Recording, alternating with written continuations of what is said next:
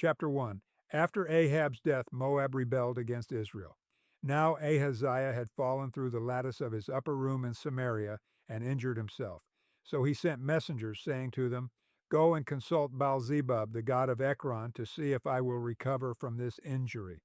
But the angel of the Lord said to Elijah the Tishbite, "Go up and meet the messengers of the king of Samaria, and ask them, is it because there is no God in Israel that you are going off to consult Baal-zebub, the god of Ekron? Therefore this is what the Lord says, you will not leave the bed you are lying on, you will certainly die." So Elijah went. When the messengers returned to the king, he asked them, "Why have you come back?" "A man came to meet us," they replied, "and he said to us, 'Go back to the king who sent you and tell him, this is what the Lord says. Is it because there is no God in Israel that you are sending messengers to consult Baal-zebub, the god of Ekron? Therefore you will not leave the bed you are lying on. You will certainly die."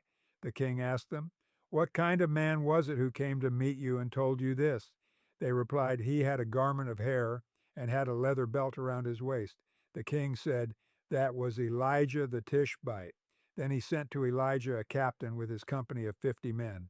The captain went up to Elijah, who was sitting on the top of a hill, and said to him, "Man of God, the king says, come down." Elijah answered the captain, "If I am a man of God, may fire come down from heaven and consume you and your 50 men."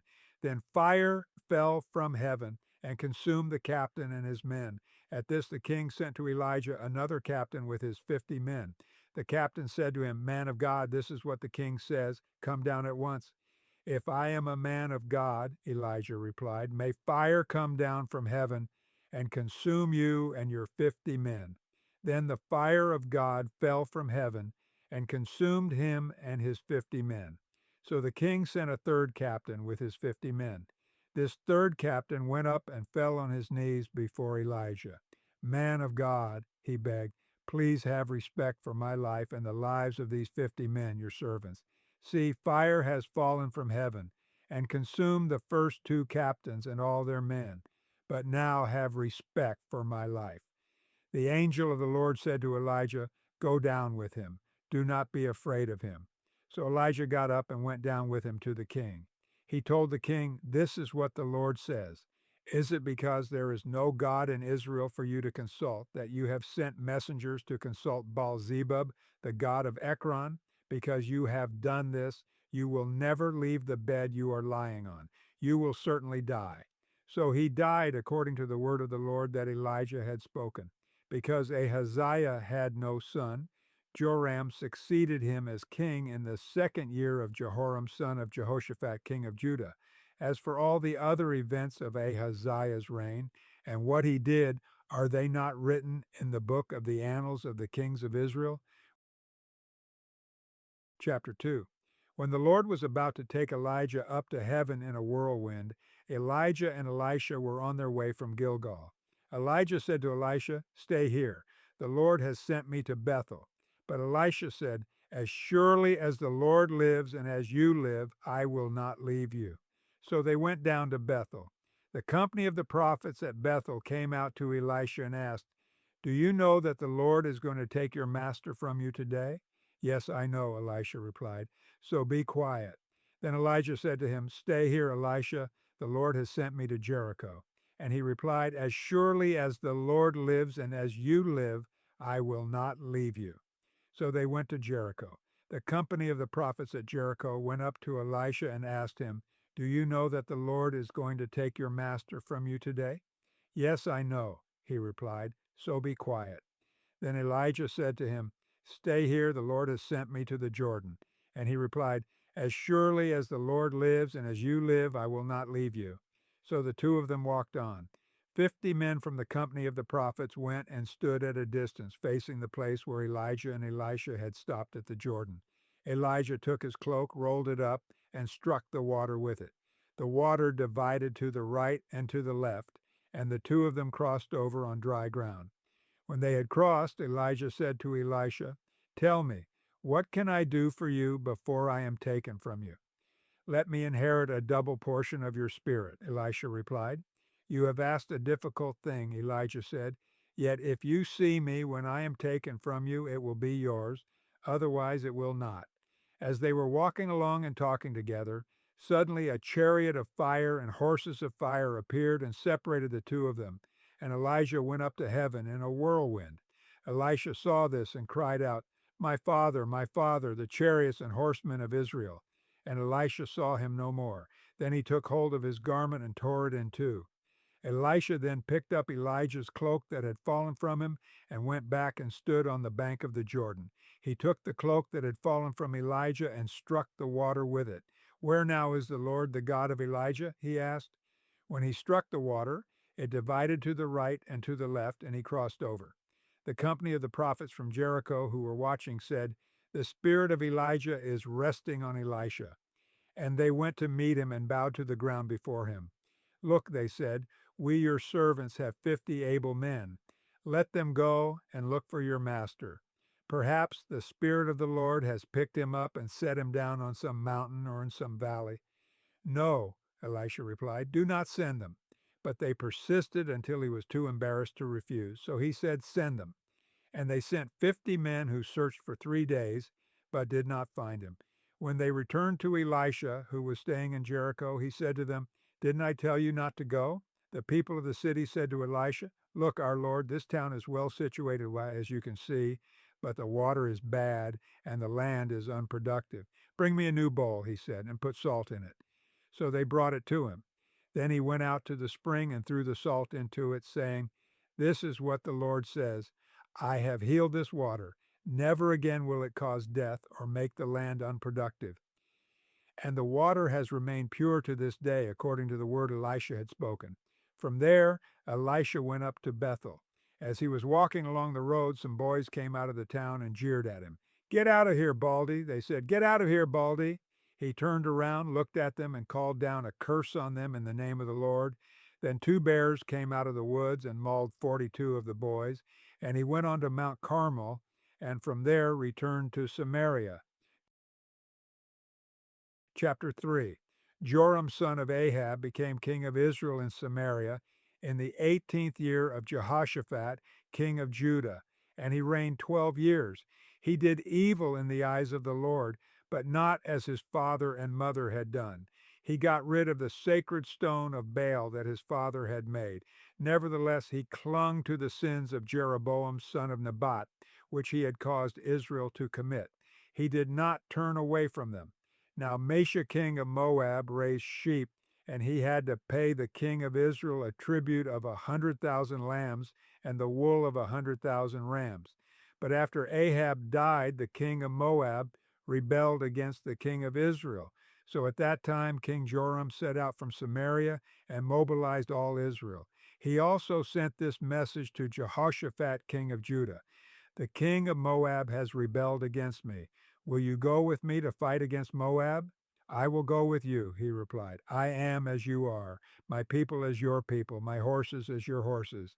"By what route shall we attack?" he asked. "Through the desert of Edom," he answered. So the king of Israel set out with the king of Judah and the king of Edom. After a roundabout march of 7 days, the army had no more water for themselves or for the animals with them. "What!" exclaimed the king of Israel.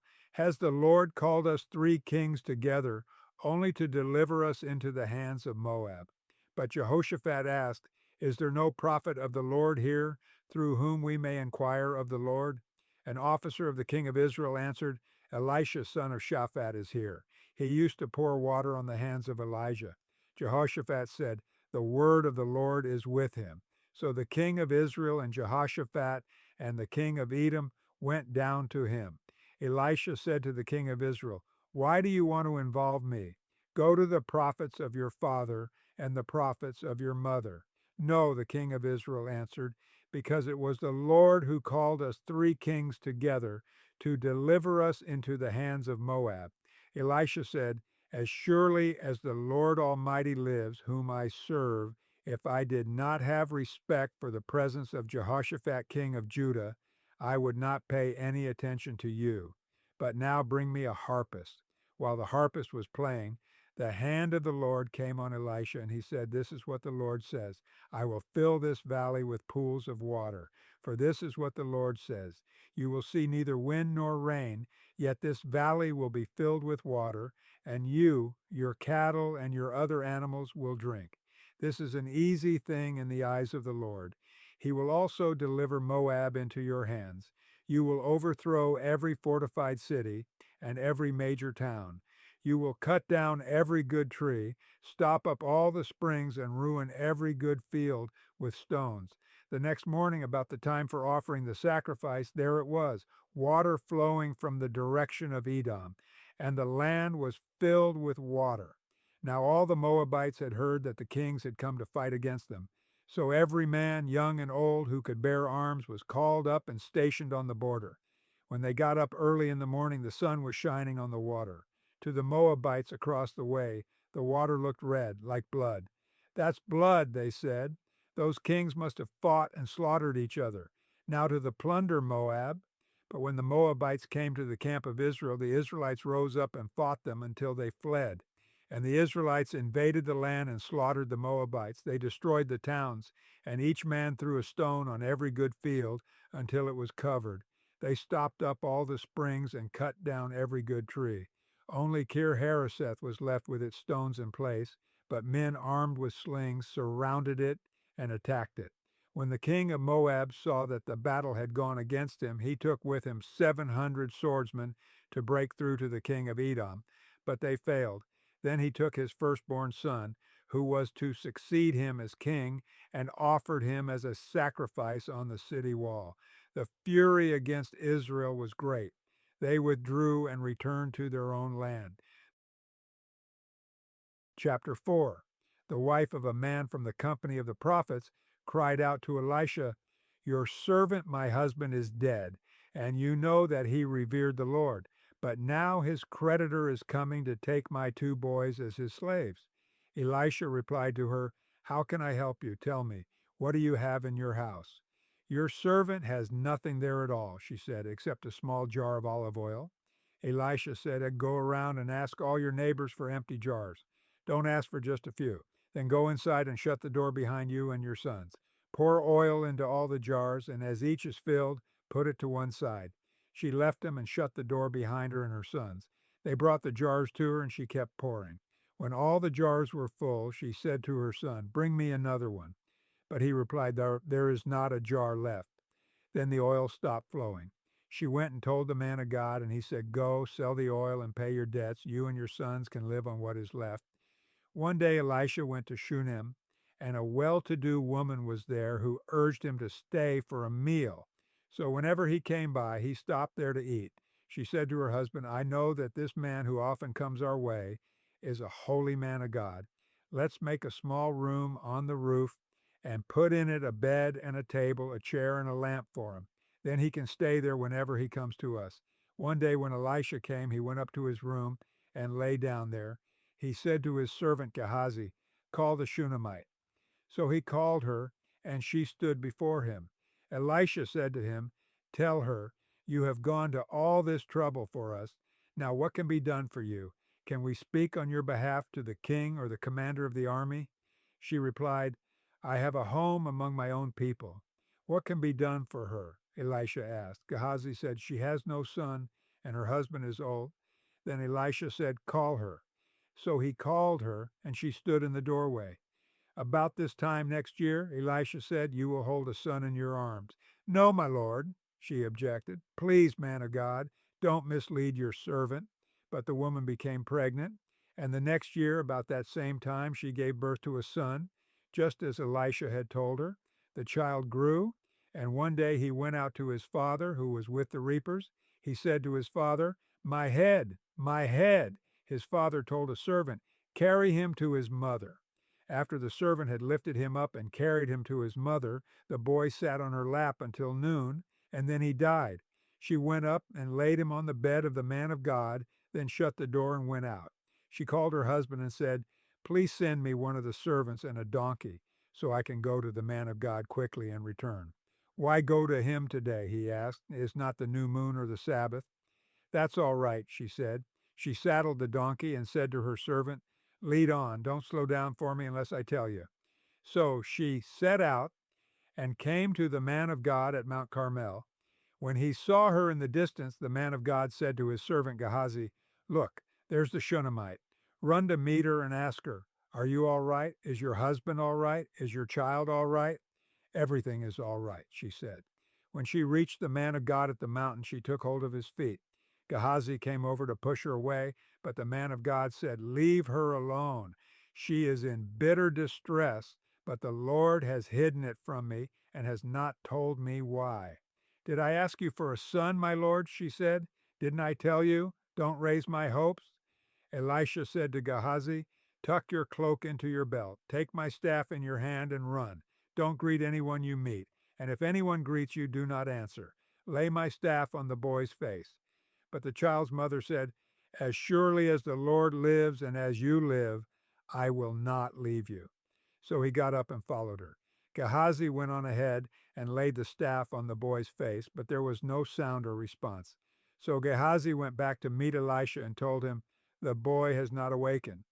When Elisha reached the house, there was the boy lying dead on his couch. He went in, shut the door on the two of them, and prayed to the Lord. Then he got on the bed and lay on the boy, mouth to mouth, eyes to eyes, hands to hands. As he stretched himself out on him, the boy's body grew warm. Elisha turned away and walked back and forth in the room, and then got on the bed and stretched out on him once more. The boy sneezed 7 times and opened his eyes. Elisha summoned Gehazi and said, call the Shunammite. And he did. When she came, he said, take your son. She came in, fell at his feet, and bowed to the ground. Then she took her son and went out. Elisha returned to Gilgal, and there was a famine in that region. While the company of the prophets was meeting with him, he said to his servant, put on the large pot and cook some stew for these prophets. One of them went out into the fields to gather herbs and found a wild vine and picked as many of its gourds as his garment could hold. When he returned, he cut them up into the pot of stew, though no one knew what they were. The stew was poured out for the men, but as they began to eat it, they cried out, man of God, there is death in the pot, and they could not eat it. Elisha said, get some flour. He put it into the pot and said, serve it to the people to eat. And there was nothing harmful in the pot. A man came from Baal Shalisha, bringing the man of God 20 loaves of barley bread baked from the first ripe grain, along with some heads of new grain. Give it to the people to eat, Elisha said. How can I set this before 100 men? His servant asked. But Elisha answered, give it to the people to eat, for this is what the Lord says. They will eat and have some left over. Then he set it before them, and they ate and had some left over according to the word of the Lord. Chapter 5. Now Naaman was commander of the army of the king of Aram. He was a great man in the sight of his master and highly regarded, because through him the Lord had given victory to Aram. He was a valiant soldier, but he had leprosy. Now bands of raiders from Aram had gone out and had taken captive a young girl from Israel, and she served Naaman's wife. She said to her mistress, if only my master would see the prophet who is in Samaria. He would cure him of his leprosy. Naaman went to his master and told him what the girl from Israel had said. By all means go, the king of Aram replied. I will send a letter to the king of Israel. So Naaman left, taking with him 10 talents of silver, 6,000 shekels of gold, and 10 sets of clothing. The letter that he took to the king of Israel read, with this letter I am sending my servant Naaman to you, so that you may cure him of his leprosy. As soon as the king of Israel read the letter, he tore his robes and said, am I God? Can I kill and bring back to life? Why does this fellow send someone to me to be cured of his leprosy? See how he is trying to pick a quarrel with me. When Elisha, the man of God, heard that the king of Israel had torn his robes, he sent him this message.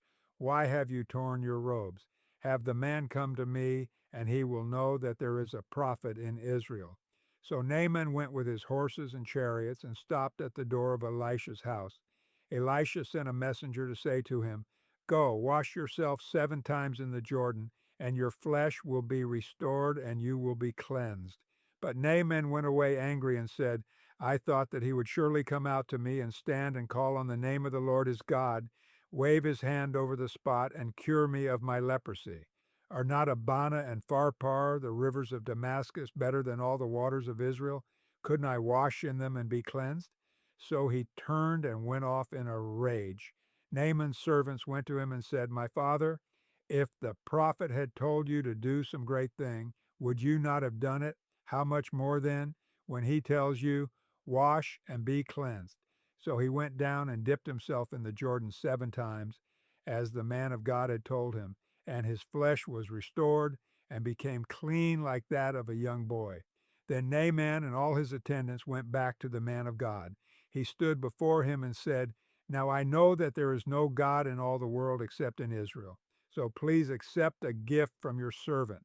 The prophet answered, "As surely as the Lord lives, whom I serve, I will not accept a thing." And even though Naaman urged him, he refused. "If you will not," said Naaman, "please let me, your servant, be given as much earth as a pair of mules can carry. For your servant will never again make burnt offerings and sacrifices to any other god but the Lord. But may the Lord forgive your servant for this one thing. When my master enters the temple of Rimmon to bow down, and he is leaning on my arm, and I have to bow there also, when I bow down in the temple of Rimmon, may the Lord forgive your servant for this."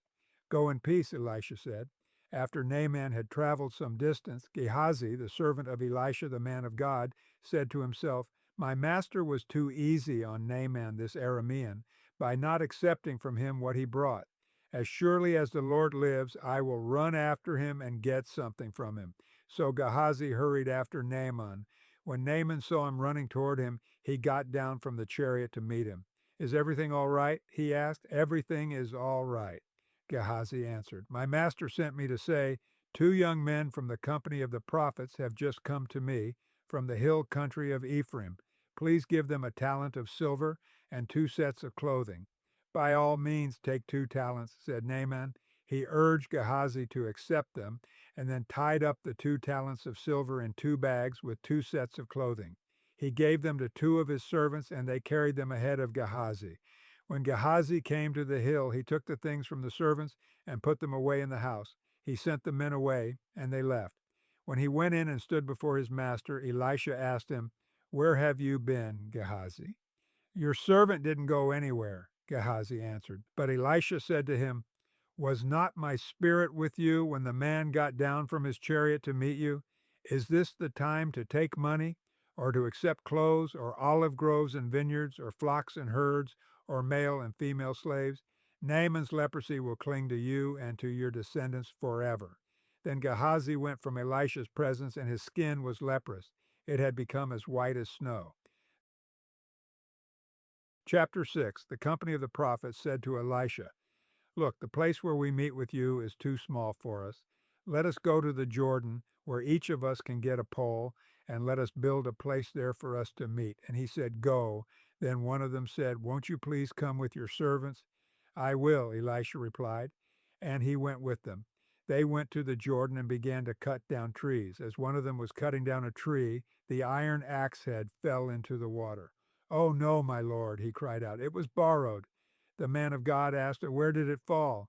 When he showed him the place, Elisha cut a stick and threw it there, and made the iron float. "Lift it out," he said. Then the man reached out his hand and took it. Now the king of Aram was at war with Israel. After conferring with his officers, he said, "I will set up my camp in such and such a place." The man of God sent word to the king of Israel, "Beware of passing that place, because the Arameans are going down there." So the king of Israel checked on the place indicated by the man of God. Time and again Elisha warned the king, so that he was on his guard in such places. This enraged the king of Aram. He summoned his officers and demanded of them, "Tell me, which of us is on the side of the king of Israel?"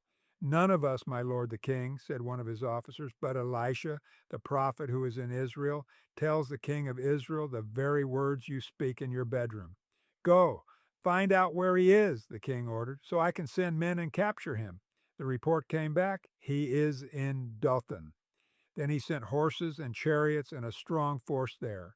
They went by night and surrounded the city. When the servant of the man of God got up and went out early the next morning, an army with horses and chariots had surrounded the city.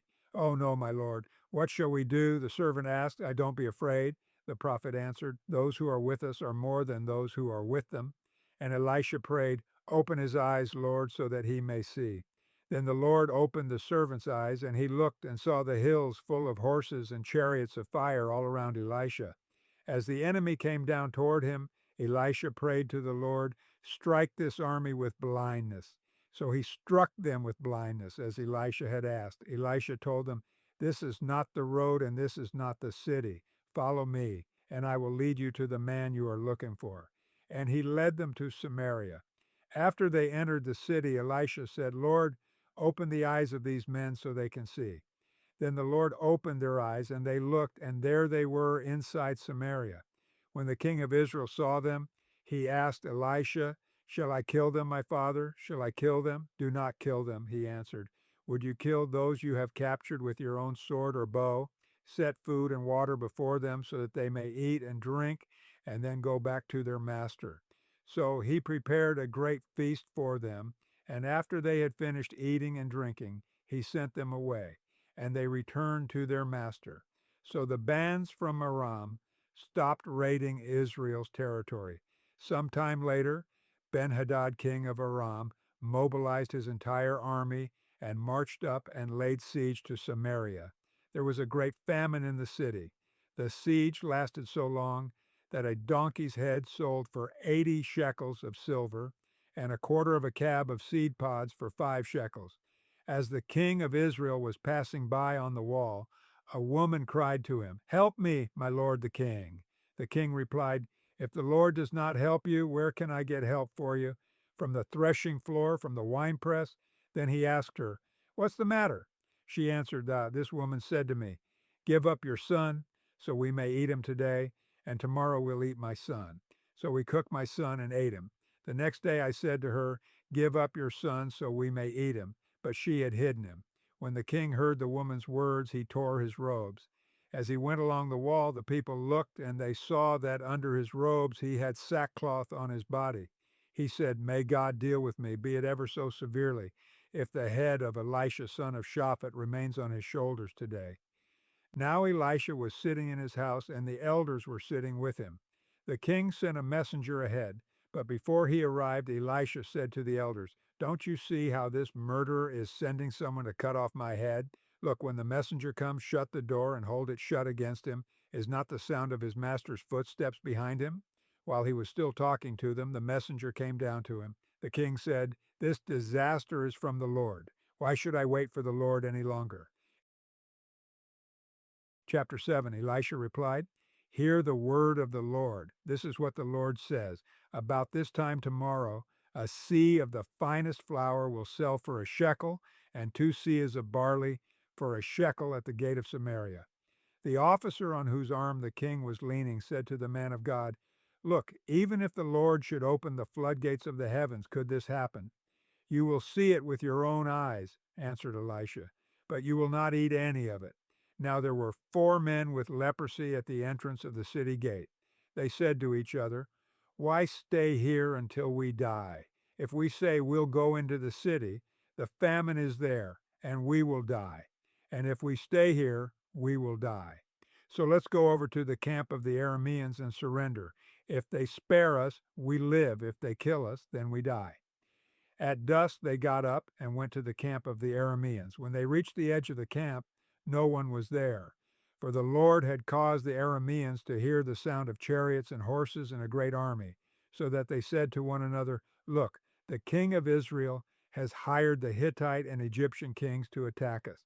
So they got up and fled in the dusk and abandoned their tents and their horses and donkeys. They left the camp as it was and ran for their lives. The men who had leprosy reached the edge of the camp, entered one of the tents, and ate and drank. Then they took silver, gold, and clothes and went off and hid them. They returned and entered another tent and took some things from it and hid them also. Then they said to each other, "What we're doing is not right. This is a day of good news, and we are keeping it to ourselves. If we wait until daylight, punishment will overtake us. Let's go at once and report this to the royal palace." So they went and called out to the city gatekeepers and told them, "We went into the Aramean camp, and no one was there, not a sound of anyone, only tethered horses and donkeys, and the tents left just as they were." The gatekeepers shouted the news, and it was reported within the palace. The king got up in the night and said to his officers, I will tell you what the Arameans have done to us. They know we are starving, so they have left the camp to hide in the countryside, thinking they will surely come out, and then we will take them alive and get into the city. One of his officers answered, Have some men take 5 of the horses that are left in the city. Their plight will be like that of all the Israelites left here. Yes, they will only be like all these Israelites who are doomed. So let us send them to find out what happened. So they selected 2 chariots with their horses, and the king sent them after the Aramean army. He commanded the drivers, Go and find out what has happened. They followed them as far as the Jordan, and they found the whole road strewn with the clothing and equipment the Arameans had thrown away in their headlong flight. So the messengers returned and reported to the king. Then the people went out and plundered the camp of the Arameans. So a sea of the finest flour sold for a shekel, and 2 seahs of barley sold for a shekel, as the Lord had said. Now the king had put the officer on whose arm he leaned in charge of the gate, and the people trampled him in the gateway, and he died, just as the man of God had foretold, when the king came down to his house. It happened as the man of God had said to the king, About this time tomorrow a seah of the finest flour will sell for a shekel, and 2 seahs of barley for a shekel at the gate of Samaria. The officer had said to the man of God, Look, even if the Lord should open the floodgates of the heavens, could this happen? The man of God had replied, You will see it with your own eyes, but you will not eat any of it. And that's exactly what happened to him, for the people trampled him in the gateway and he died. Chapter 8. Now Elisha had said to the woman whose son he had restored to life, Go away with your family and stay for a while wherever you can, because the Lord has decreed a famine in the land that will last 7 years. The woman proceeded to do as the man of God said. She and her family went away and stayed in the land of the Philistines 7 years. At the end of the 7 years, she came back from the land of the Philistines and went to appeal to the king for her house and land. The king was talking to Gehazi, the servant of the man of God, and had said, Tell me about all the great things Elisha has done.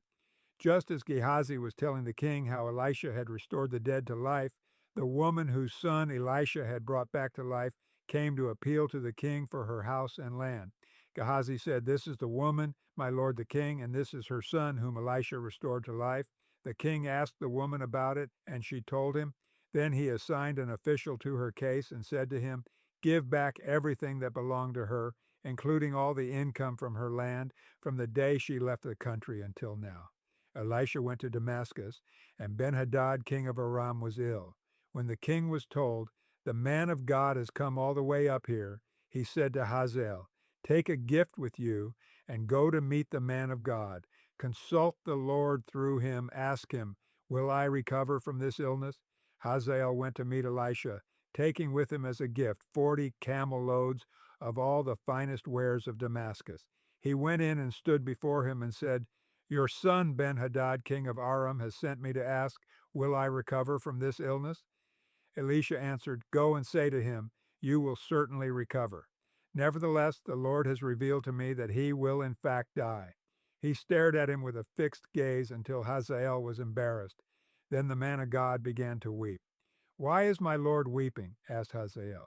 Because I know the harm you will do to the Israelites, he answered. You will set fire to their fortified places, kill their young men with the sword, dash their little children to the ground, and rip open their pregnant women. Hazael said, How could your servant, a mere dog, accomplish such a feat? The Lord has shown me that you will become king of Aram, answered Elisha. Then Hazael left Elisha and returned to his master. When Ben-Hadad asked, What did Elisha say to you? Hazael replied, He told me that you would certainly recover. But the next day he took a thick cloth, soaked it in water, and spread it over the king's face, so that he died.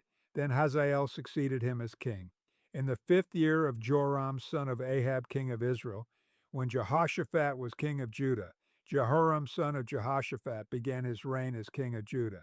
He was 32 years old when he became king, and he reigned in Jerusalem 8 years. He followed the ways of the kings of Israel, as the house of Ahab had done, for he married a daughter of Ahab. He did evil in the eyes of the Lord. Nevertheless, for the sake of his servant David, the Lord was not willing to destroy Judah. He had promised to maintain a lamp for David and his descendants forever. In the time of Jehoram, Edom rebelled against Judah and set up its own king. So Jehoram went to Zaire with all his chariots. The Edomites surrounded him and his chariot commanders, but he rose up and broke through by night. His army, however, fled back home. To this day, Edom has been in rebellion against Judah. Libnah revolted at the same time. As for the other events of Jehoram's reign and all he did, are they not written in the book of the annals of the kings of Judah? Jehoram rested with his ancestors and was buried with them in the city of David. And Ahaziah his son succeeded him as king. In the 12th year of Joram son of Ahab king of Israel, Ahaziah son of Jehoram king of Judah began to reign. Ahaziah was 22 years old when he became king, and he reigned in Jerusalem 1 year. His mother's name was Athaliah, a granddaughter of Omri king of Israel. He followed the ways of the house of Ahab and did evil in the eyes of the Lord, as the house of Ahab had done, for he was related by marriage to Ahab's family. Ahaziah went with Joram, son of Ahab, to war against Hazael, king of Aram, at Ramoth Gilead. The Arameans wounded Joram, so King Joram returned to Jezreel to recover from the wounds the Arameans had inflicted on him at Ramoth in his battle with Hazael, king of Aram. Then Ahaziah, son of Jehoram, king of Judah, went down to Jezreel to see Joram, son of Ahab, because he had been wounded. Chapter 9. The prophet Elisha summoned a man from the company of the prophets and said to him, "Tuck your cloak into your belt. Take this flask of olive oil with you and go to Ramoth Gilead. When you get there, look for Jehu, son of Jehoshaphat, the son of Nimshi. Go to him, get him away from his companions, and take him into an inner room. Then take the flask and pour the oil on his head and declare, 'This is what the Lord says. I anoint you king over Israel.' Then open the door and run. Don't delay." So the young prophet went to Ramoth Gilead. When he arrived, he found the army officers sitting together. "I have a message for you, commander," he said. "For which of us?" asked Jehu. "For you, commander," he replied. Jehu got up and went into the house. Then the prophet poured the oil on Jehu's head and declared, "This is what the Lord, the God of Israel, says. I anoint you king over the Lord's people Israel. You are to destroy the house of Ahab your master, and I will avenge the blood of my servants the prophets, and the blood of all the Lord's servants shed by Jezebel. The whole house of Ahab will perish. I will cut off from Ahab every last male in Israel, slave or free. I will make the house of Ahab like the house of Jeroboam son of Nebat, and like the house of Baasha son of Ahijah. As for Jezebel, dogs will devour her on the plot of ground at Jezreel, and no one will bury her." Then he opened the door and ran. When Jehu went out to his fellow officers, one of them asked him, "Is everything all right? Why did this maniac come to you?" "You know the man and the sort of things he says," Jehu replied. "That's not true," they said. "Tell us." Jehu said, "Here's what he told me. This is what the Lord says, I anoint you king over Israel." They quickly took their cloaks and spread them under him on the bare steps. Then they blew the trumpet and shouted, "Jehu is king." So Jehu, son of Jehoshaphat, the son of Nimshi, conspired against Joram. Now Joram and all Israel had been defending Ramoth Gilead against Hazael king of Aram, but King Joram had returned to Jezreel to recover from the wounds the Arameans had inflicted on him in the battle with Hazael king of Aram. Jehu said, "If you desire to make me king, don't let anyone slip out of the city to go and tell the news in Jezreel." Then he got into his chariot and rode to Jezreel, because Joram was resting there, and Ahaziah king of Judah had gone down to see him. When the lookout standing on the tower in Jezreel saw Jehu's troops approaching, he called out, "I see some troops coming." "Get a horseman," Joram ordered. "Send him to meet them and ask, 'Do you come in peace?'" The horseman rode off to meet Jehu and said, "This is what the king says. Do you come in peace?" "What do you have to do with peace?" Jehu replied, "Fall in behind me." The lookout reported, "The messenger has reached them, but he isn't coming back." So the king sent out a second horseman. When he came to them, he said, "Yeah, this is what the king says. Yeah, do you come in peace?" Jehu replied, "What do you have to do with peace? Fall in behind me." The lookout reported he has reached them, but he isn't coming back either. The driving is like that of Jehu son of Nimshi. He drives like a maniac. "Hitch up my chariot," Joram ordered. And when it was hitched up, Joram king of Israel and Ahaziah king of Judah rode out, each in his own chariot, to meet Jehu. They met him at the plot of ground that had belonged to Naboth the Jezreelite. When Joram saw Jehu, he asked, "Have you come in peace, Jehu?" "How can there be peace?" Jehu replied. "As long as all the idolatry and witchcraft of your mother Jezebel abound?" Joram turned about and fled, calling out to Ahaziah, "Treachery, Ahaziah!" Then Jehu drew his bow and shot Joram between the shoulders. The arrow pierced his heart, and he slumped down in his chariot. Jehu said to Bidkar, his chariot officer, "Pick him up and throw him on the field that belonged to Naboth the Jezreelite. Remember how you and I were riding together in chariots behind Ahab his father when the Lord spoke this prophecy against him. Yesterday I saw the blood of Naboth and the blood of his sons, declares the Lord, and I will surely make you pay for it on this plot of ground, declares the Lord. Now then, pick him up and throw him on that plot in accordance with the word of the Lord." When Ahaziah king of Judah saw what had happened, he fled up the road to Beth Hagan. Jehu chased him, shouting, "Kill him too." They wounded him in his chariot on the way up to Gur near Ibleam, but he escaped to Megiddo and died there. His servants took him by chariot to Jerusalem and buried him with his ancestors in his tomb in the city of David. In the 11th year of Joram son of Ahab, Ahaziah had become king of Judah. Then Jehu went to Jezreel. When Jezebel heard about it, she put on eye makeup, arranged her hair, and looked out of a window. As Jehu entered the gate, she asked, "Have you come in peace, you Zimri, you murderer of your master?" He looked up at the window and called out, "Who is on my side? Who?" 2 or 3 eunuchs looked down at him. "Throw her down," Jehu said. So they threw her down, and some of her blood spattered the wall and the horses as they trampled her underfoot. Jehu went in and ate and drank. "Take care of that cursed woman," he said, "and bury her, for she was a king's daughter." But when they went out to bury her, they found nothing except her skull, her feet, and her hands. They went back and told Jehu, who said, "This is the word of the Lord that he spoke through his servant Elijah the Tishbite. On the plot of ground at Jezreel, dogs will devour Jezebel's flesh. Jezebel's body will be like dung on the ground in the plot at Jezreel, so that no one will be able to say, 'This is Jezebel.'" Chapter 10. Now there were in Samaria 70 sons of the house of Ahab. So Jehu wrote letters and sent them to Samaria, to the officials of Jezreel, to the elders, and to the guardians of Ahab's children. He said, "You have your master's sons with you, and you have chariots and horses, a fortified city and weapons. Now as soon as this letter reaches you, choose the best and most worthy of your master's sons, and set him on his father's throne. Then fight for your master's house." But they were terrified and said, "If 2 kings could not resist him, how can we?" So the palace administrator, the city governor, the elders, and the guardians sent this message to Jehu: "We are your servants, and we will do anything you say. We will not appoint anyone as king. You do whatever you think best."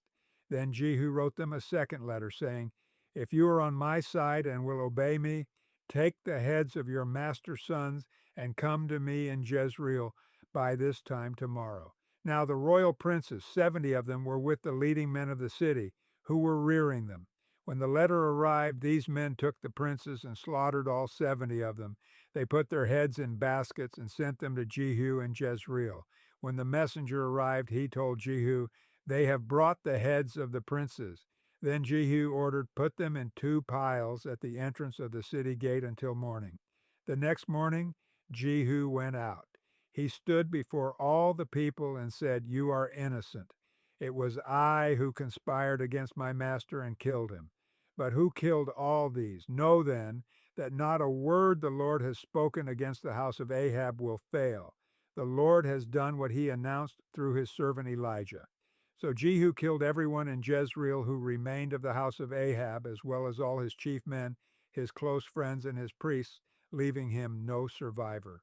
Jehu then set out and went towards Samaria. At Beth Eked of the shepherds, he met some relatives of Ahaziah, king of Judah, and asked, "Who are you?" They said, "We are relatives of Ahaziah, and we have come down to greet the families of the king and of the queen mother. Take them alive," he ordered. So they took them alive and slaughtered them by the well of Beth Eked, 42 of them. He left no survivor. After he left there, he came upon Jehonadab, son of Rechab, who was on his way to meet him. Jehu greeted him and said, "Are you in accord with me, as I am with you?" "I am," Jehonadab answered. "If so," said Jehu, "give me your hand." So he did, and Jehu helped him up into the chariot. Jehu said, "Come with me and see my zeal for the Lord." Then he had him ride along in his chariot. When Jehu came to Samaria, he killed all who were left there of Ahab's family. He destroyed them, according to the word of the Lord spoken to Elijah. Then Jehu brought all the people together and said to them, "Ahab served Baal a little. Jehu will serve him much. Now summon all the prophets of Baal, all his servants and all his priests. See that no one is missing, because I am going to hold a great sacrifice for Baal. Anyone who fails to come will no longer live." But Jehu was acting deceptively in order to destroy the servants of Baal. Jehu said, "Call an assembly in honor of Baal." So they proclaimed it. Then he sent word throughout Israel, and all the servants of Baal came. Not one stayed away. They crowded into the temple of Baal until it was full from one end to the other. And Jehu said to the keeper of the wardrobe, "Bring robes for all the servants of Baal." So he brought out robes for them. Then Jehu and Jehonadab, son of Rechab, went into the temple of Baal. Jehu said to the servants of Baal, "Look around and see that no one who serves the Lord is here with you, only servants of Baal." So they went in to make sacrifices and burnt offerings. Now Jehu had posted 80 men outside with this warning: "If one of you lets any of the men I am placing in your hands escape, it will be your life for his life." As soon as Jehu had finished making the burnt offering, he ordered the guards and officers, "Go in and kill them, let no one escape." So they cut them down with the sword. The guards and officers threw the bodies out, and then entered the inner shrine of the temple of Baal. They brought the sacred stone out of the temple of Baal and burned it. They demolished the sacred stone of Baal and tore down the temple of Baal, and people have used it for a latrine to this day. So Jehu destroyed Baal worship in Israel. However, he did not turn away from the sins of Jeroboam, son of Nebat, which he had caused Israel to commit, the worship of the golden calves at Bethel and Dan. The Lord said to Jehu, "Because you have done well in accomplishing what is right in my eyes, and have done to the house of Ahab all I had in mind to do, your descendants will sit on the throne of Israel to the fourth generation." Yet Jehu was not careful to keep the law of the Lord, the God of Israel, with all his heart. He did not turn away from the sins of Jeroboam, which he had caused Israel to commit. In those days, the Lord began to reduce the size of Israel. Hazael overpowered the Israelites throughout their territory east of the Jordan, in all the land of Gilead, the region of Gad, Reuben, and Manasseh, from Aroer by the Arnon Gorge through Gilead to Bashan. As for the other events of Jehu's reign, all he did and all his achievements, are they not written in the book of the annals of the kings of Israel? Jehu rested with his ancestors and was buried in Samaria, and Jehoahaz his son succeeded him as king. The time that Jehu reigned over Israel in Samaria was 28 years. Chapter 11. When Athaliah, the mother of Ahaziah, saw that her son was dead, she proceeded to destroy the whole royal family. But Jehosheba, the daughter of King Jehoram and sister of Ahaziah, took Joash son of Ahaziah and stole him away from among the royal princes who were about to be murdered. She put him and his nurse in a bedroom to hide him from Athaliah, so he was not killed. He remained hidden with his nurse at the temple of the Lord for 6 years, while Athaliah ruled the land. In the 7th year, Jehoiada sent for the commanders of units of 100, the Carites and the guards, and had them brought to him at the temple of the Lord. He made a covenant with them, and put them under oath at the temple of the Lord. Then he showed them the king's son. He commanded them, saying, "This is what you are to do, you who are in the three companies that are going on duty on the Sabbath. A third of you guarding the royal palace, a third at the Sur gate, and a third at the gate behind the guard, who take turns guarding the temple. And you who are in the other two companies that normally go off Sabbath duty are all to guard the temple for the king. Station yourselves around the king, each of you with weapon in hand. Anyone who approaches your ranks is to be put to death. Stay close to the king wherever he goes." The commanders of units of 100 did just as Jehoiada the priest ordered. Each one took his men, those who were going on duty on the Sabbath, and those who were going off duty, and came to Jehoiada the priest. Then he gave the commanders the spears and shields that had belonged to King David, and that were in the temple of the Lord. The guards, each with weapon in hand, stationed themselves around the king, near the altar and the temple, from the south side to the north side of the temple. Jehoiada brought out the king's son and put the crown on him. He presented him with a copy of the covenant and proclaimed him king. They anointed him, and the people clapped their hands and shouted, "Long live the king!" When Athaliah heard the noise made by the guards and the people, she went to the people at the temple of the Lord. She looked, and there was the king standing by the pillar, as the custom was. The officers and the trumpeters were beside the king, and all the people of the land were rejoicing and blowing trumpets. Then Athaliah tore her robes and called out, "Treason! Treason!" Jehoiada the priest ordered the commanders of units of 100 who were in charge of the troops, "Bring her out between the ranks and put to the sword anyone who follows her." For the priest had said, "She must not be put to death in the temple of the Lord." So they seized her as she reached the place where the horses enter the palace grounds, and there she was put to death. Jehoiada then made a covenant between the Lord and the king and people that they would be the Lord's people. He also made a covenant between the king and the people. All the people of the land went to the temple of Baal and tore it down. They smashed the altars and idols to pieces and killed Matan, the priest of Baal, in front of the altars. Then Jehoiada the priest posted guards at the temple of the Lord. He took with him the commanders of hundreds, the Keretes, the guards, and all the people of the land, and together they brought the king down from the temple of the Lord and went into the palace, entering by way of the gate of the guards.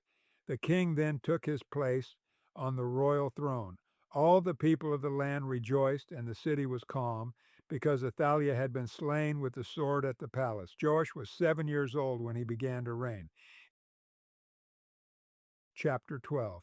In the 7th year of Jehu, Joash became king, and he reigned in Jerusalem 40 years. His mother's name was Zibiah. She was from Beersheba.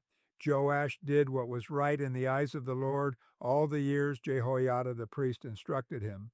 The high places, however, were not removed. The people continued to offer sacrifices and burn incense there. Joash said to the priests, "Collect all the money that is brought as sacred offerings to the temple of the Lord, the money collected in the census, the money received from personal vows, and the money brought voluntarily to the temple. Let every priest receive the money from one of the treasurers, then use it to repair whatever damage is found in the temple." But by the 23rd year of King Joash, the priests still had not repaired the temple. Therefore King Joash summoned Jehoiada the priest and the other priests and asked them, "Why aren't you repairing the damage done to the temple? Take no more money from your treasurers, but hand it over for repairing the temple." The priests agreed that they would not collect any more money from the people and that they would not repair the temple themselves. Jehoiada the priest took a chest and bored a hole in its lid. He placed it beside the altar on the right side as one enters the temple of the Lord.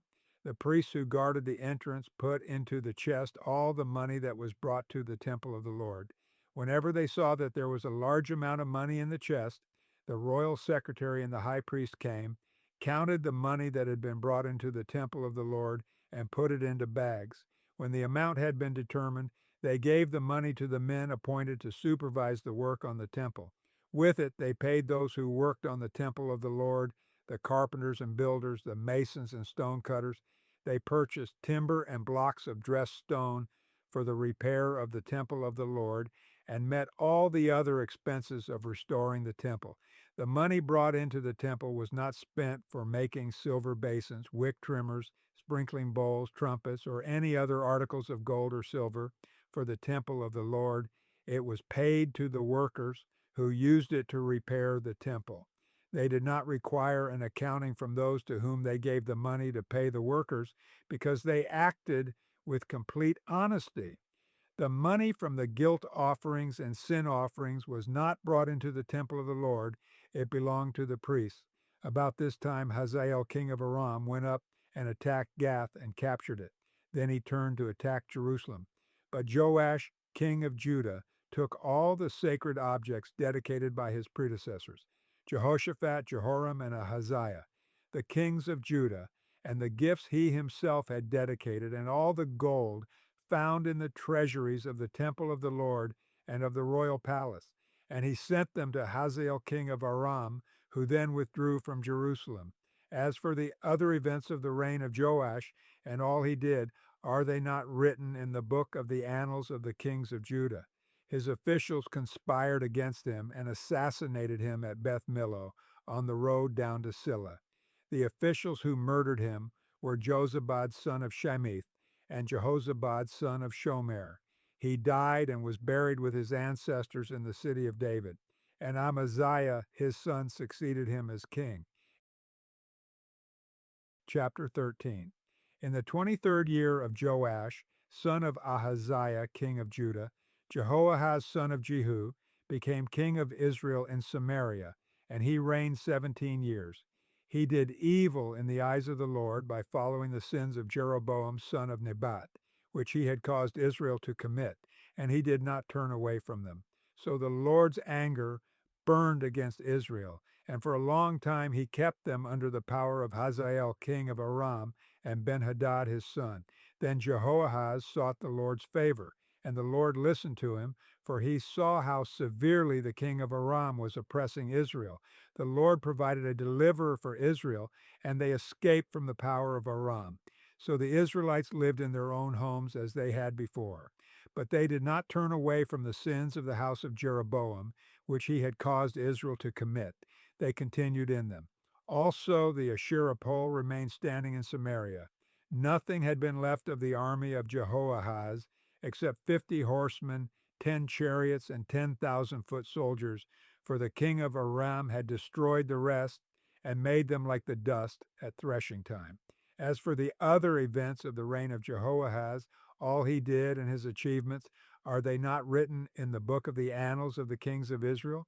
Jehoahaz rested with his ancestors and was buried in Samaria. And Jehoash his son succeeded him as king.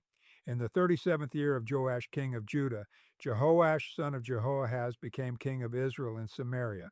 And he reigned 16 years. He did evil in the eyes of the Lord, and did not turn away from any of the sins of Jeroboam son of Nebat, which he had caused Israel to commit. He continued in them. As for the other events of the reign of Jehoash, all he did and his achievements, including his war against Amaziah king of Judah, are they not written in the book of the annals of the kings of Israel? Jehoash rested with his ancestors, and Jeroboam succeeded him on the throne.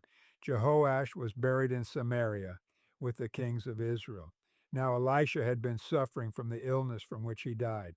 Jehoash king of Israel went down to see him and wept over him. My father, he cried, the chariots and horsemen of Israel. Elisha said, get a bow and some arrows, and he did so. Take the bow in your hands, he said to the king of Israel. When he had taken it, Elisha put his hands on the king's hands. Open the east window, he said, and he opened it. Shoot, Elisha said, and he shot. The Lord's arrow of victory, the arrow of victory over Aram, Elisha declared. You will completely destroy the Arameans at Aphek. Then he said, take the arrows. And the king took them. Elisha told him, strike the ground. He struck it 3 times and stopped. The man of God was angry with him and said, you should have struck the ground 5 or 6 times. Then you would have defeated Aram and completely destroyed it. But now you will defeat it only 3 times. Elisha died and was buried. Now Moabite raiders used to enter the country every spring. Once while some Israelites were burying a man, suddenly they saw a band of raiders. So they threw the man's body into Elisha's tomb. When the body touched Elisha's bones, the man came to life and stood up on his feet. Hazael, king of Aram, oppressed Israel throughout the reign of Jehoahaz. But the Lord was gracious to them and had compassion and showed concern for them because of his covenant with Abraham, Isaac, and Jacob. To this day, he has been unwilling to destroy them or banish them from his presence. Hazael, king of Aram, died, and Ben-Hadad his son succeeded him as king. Then Jehoash, son of Jehoahaz, recaptured from Ben-Hadad, son of Hazael, the towns he had taken in battle from his father Jehoahaz. 3 times Jehoash defeated him, and so he recovered the Israelite towns. Chapter 14. In the 2nd year of Jehoash, son of Jehoahaz, king of Israel, Amaziah, son of Joash, king of Judah, began to reign. He was 25 years old when he became king, and he reigned in Jerusalem 29 years. His mother's name was Jehoaddan.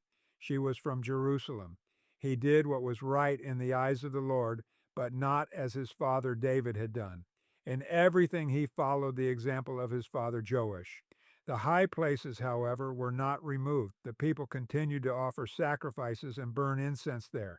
After the kingdom was firmly in his grasp, he executed the officials who had murdered his father the king. Yet he did not put the children of the assassins to death, in accordance with what is written in the book of the law of Moses, where the Lord commanded, "Parents are not to be put to death for their children, nor children put to death for their parents. Each will die for their own sin." He was the one who defeated 10,000 Edomites in the Valley of Salt and captured Selah in battle, calling it Joktheel, the name it has to this day. Then Amaziah sent messengers to Jehoash, son of Jehoahaz, the son of Jehu, king of Israel, with the challenge, "Come, let us face each other in battle." But Jehoash, king of Israel, replied to Amaziah, king of Judah. A thistle in Lebanon sent a message to a cedar in Lebanon, "Give your daughter to my son in marriage." Then a wild beast in Lebanon came along and trampled the thistle underfoot. "You have indeed defeated Edom, and now you are arrogant. Glory in your victory, but stay at home. Why ask for trouble and cause your own downfall, and that of Judah also?" Amaziah, however, would not listen, so Jehoash, king of Israel, attacked. He and Amaziah, king of Judah, faced each other at Beth-shemesh in Judah. Judah was routed by Israel, and every man fled to his home. Jehoash, king of Israel, captured Amaziah, king of Judah, the son of Joash, the son of Ahaziah, at Beth-shemesh. Then Jehoash went to Jerusalem and broke down the wall of Jerusalem from the Ephraim gate to the corner gate, a section about 400 cubits long. He took all the gold and silver and all the articles found in the temple of the Lord and in the treasuries of the royal palace. He also took hostages and returned to Samaria.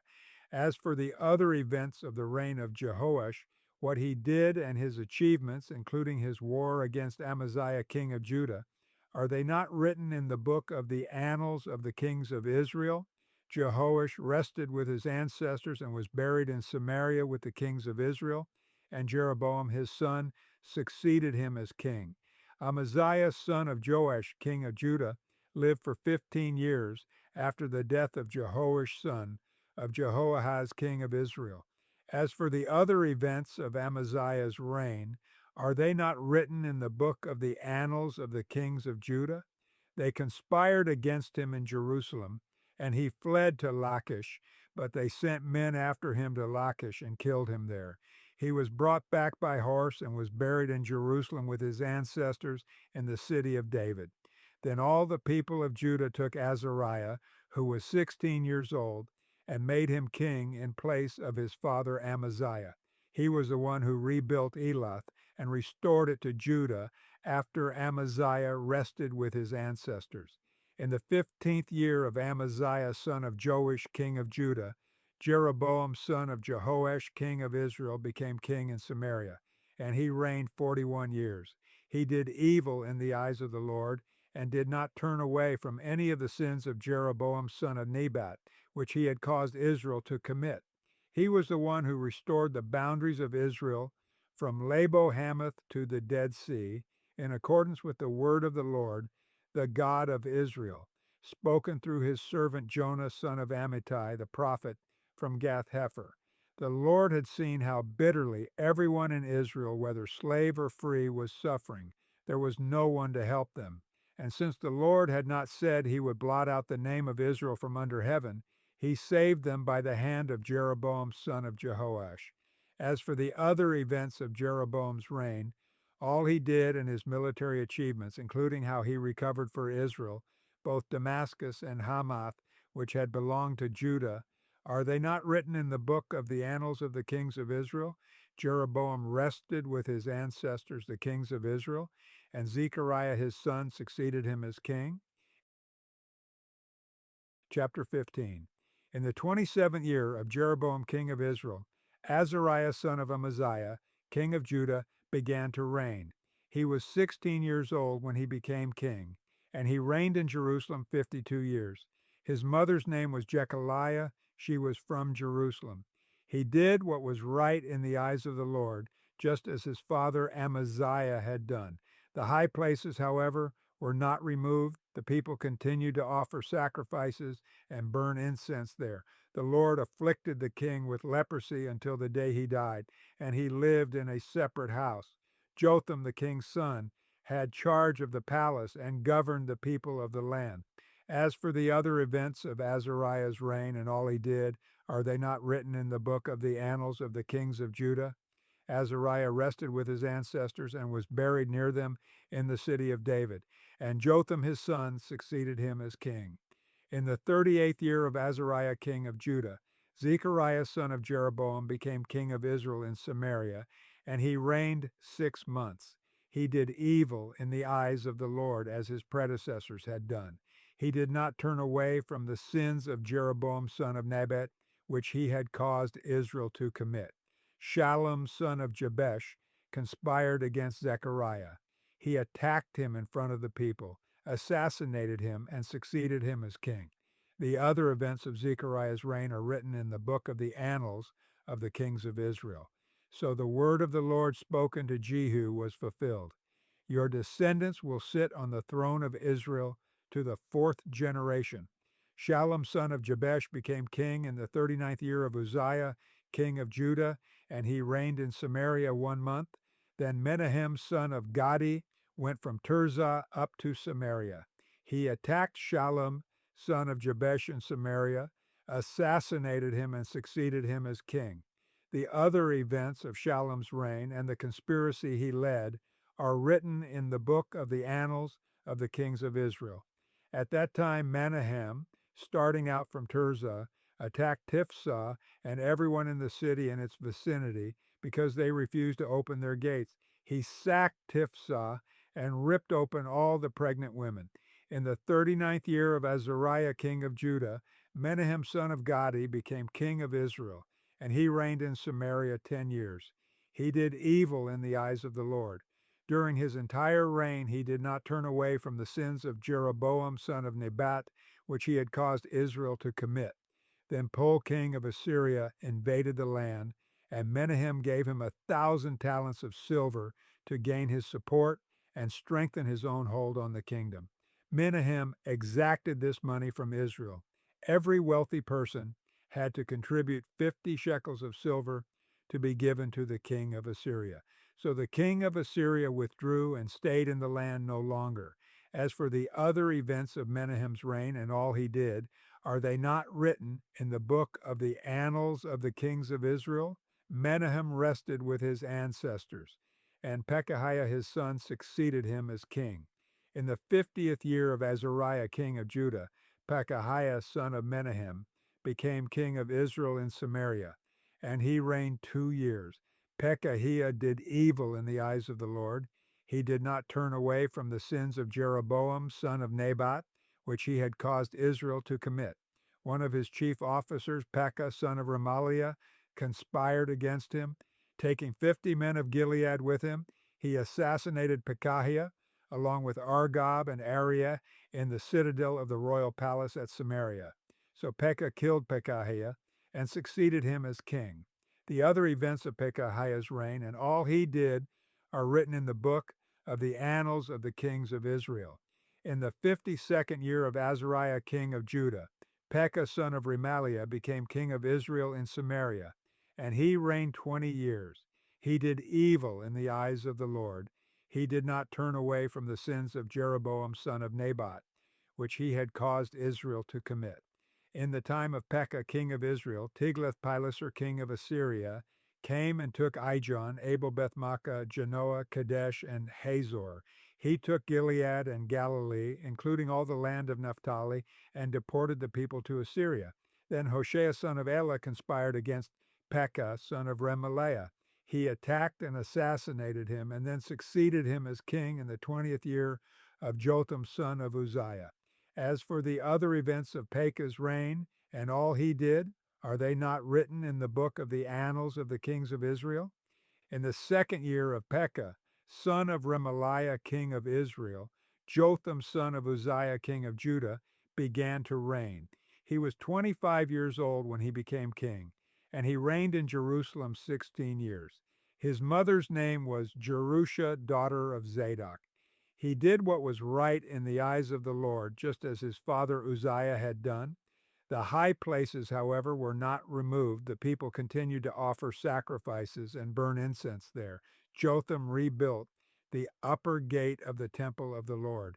As for the other events of Jotham's reign and what he did, are they not written in the book of the annals of the kings of Judah? In those days the Lord began to send Rezin king of Aram and Pekah son of Remaliah against Judah. Jotham rested with his ancestors and was buried with them in the city of David, the city of his father. And Ahaz his son succeeded him as king. Chapter 16. In the 17th year of Pekah, son of Remaliah, Ahaz son of Jotham king of Judah began to reign. Ahaz was 20 years old when he became king, and he reigned in Jerusalem 16 years. Unlike David his father, he did not do what was right in the eyes of the Lord his God. He followed the ways of the kings of Israel and even sacrificed his son in the fire, engaging in the detestable practices of the nations the Lord had driven out before the Israelites.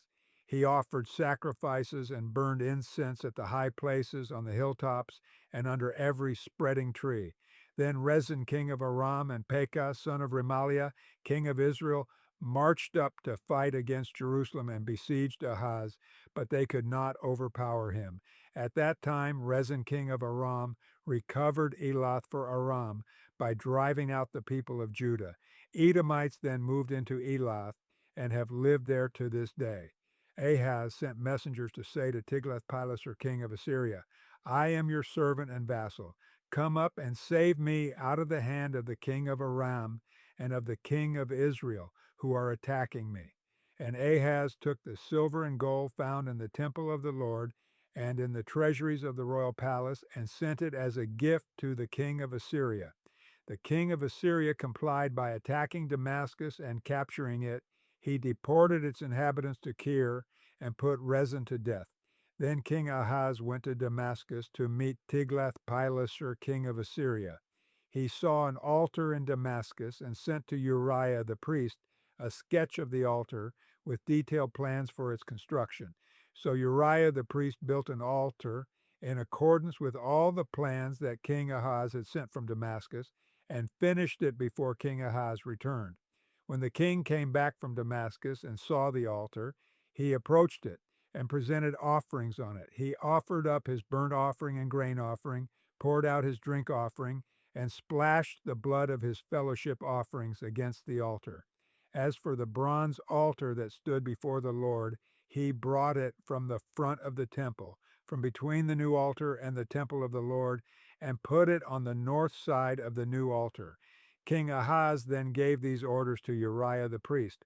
On the large new altar, offer the morning burnt offering and the evening grain offering, the king's burnt offering and his grain offering, and the burnt offering of all the people of the land, and their grain offering and their drink offering. Splash against this altar the blood of all the burnt offerings and sacrifices, but I will use the bronze altar for seeking guidance. And Uriah the priest did just as King Ahaz had ordered. King Ahaz cut off the side panels and removed the basins from the movable stands. He removed the sea from the bronze bulls that supported it and set it on a stone base. He took away the Sabbath canopy that had been built at the temple and removed the royal entryway outside the temple of the Lord in deference to the king of Assyria. As for the other events of the reign of Ahaz and what he did, are they not written in the book of the annals of the kings of Judah? Ahaz rested with his ancestors and was buried with them in the city of David, and Hezekiah his son succeeded him as king. Chapter 17. In the 12th year of Ahaz, king of Judah, Hoshea, son of Elah, became king of Israel in Samaria, and he reigned 9 years. He did evil in the eyes of the Lord, but not like the kings of Israel who preceded him. Shalmaneser, king of Assyria, came up to attack Hoshea, who had been Shalmaneser's vassal and had paid him tribute.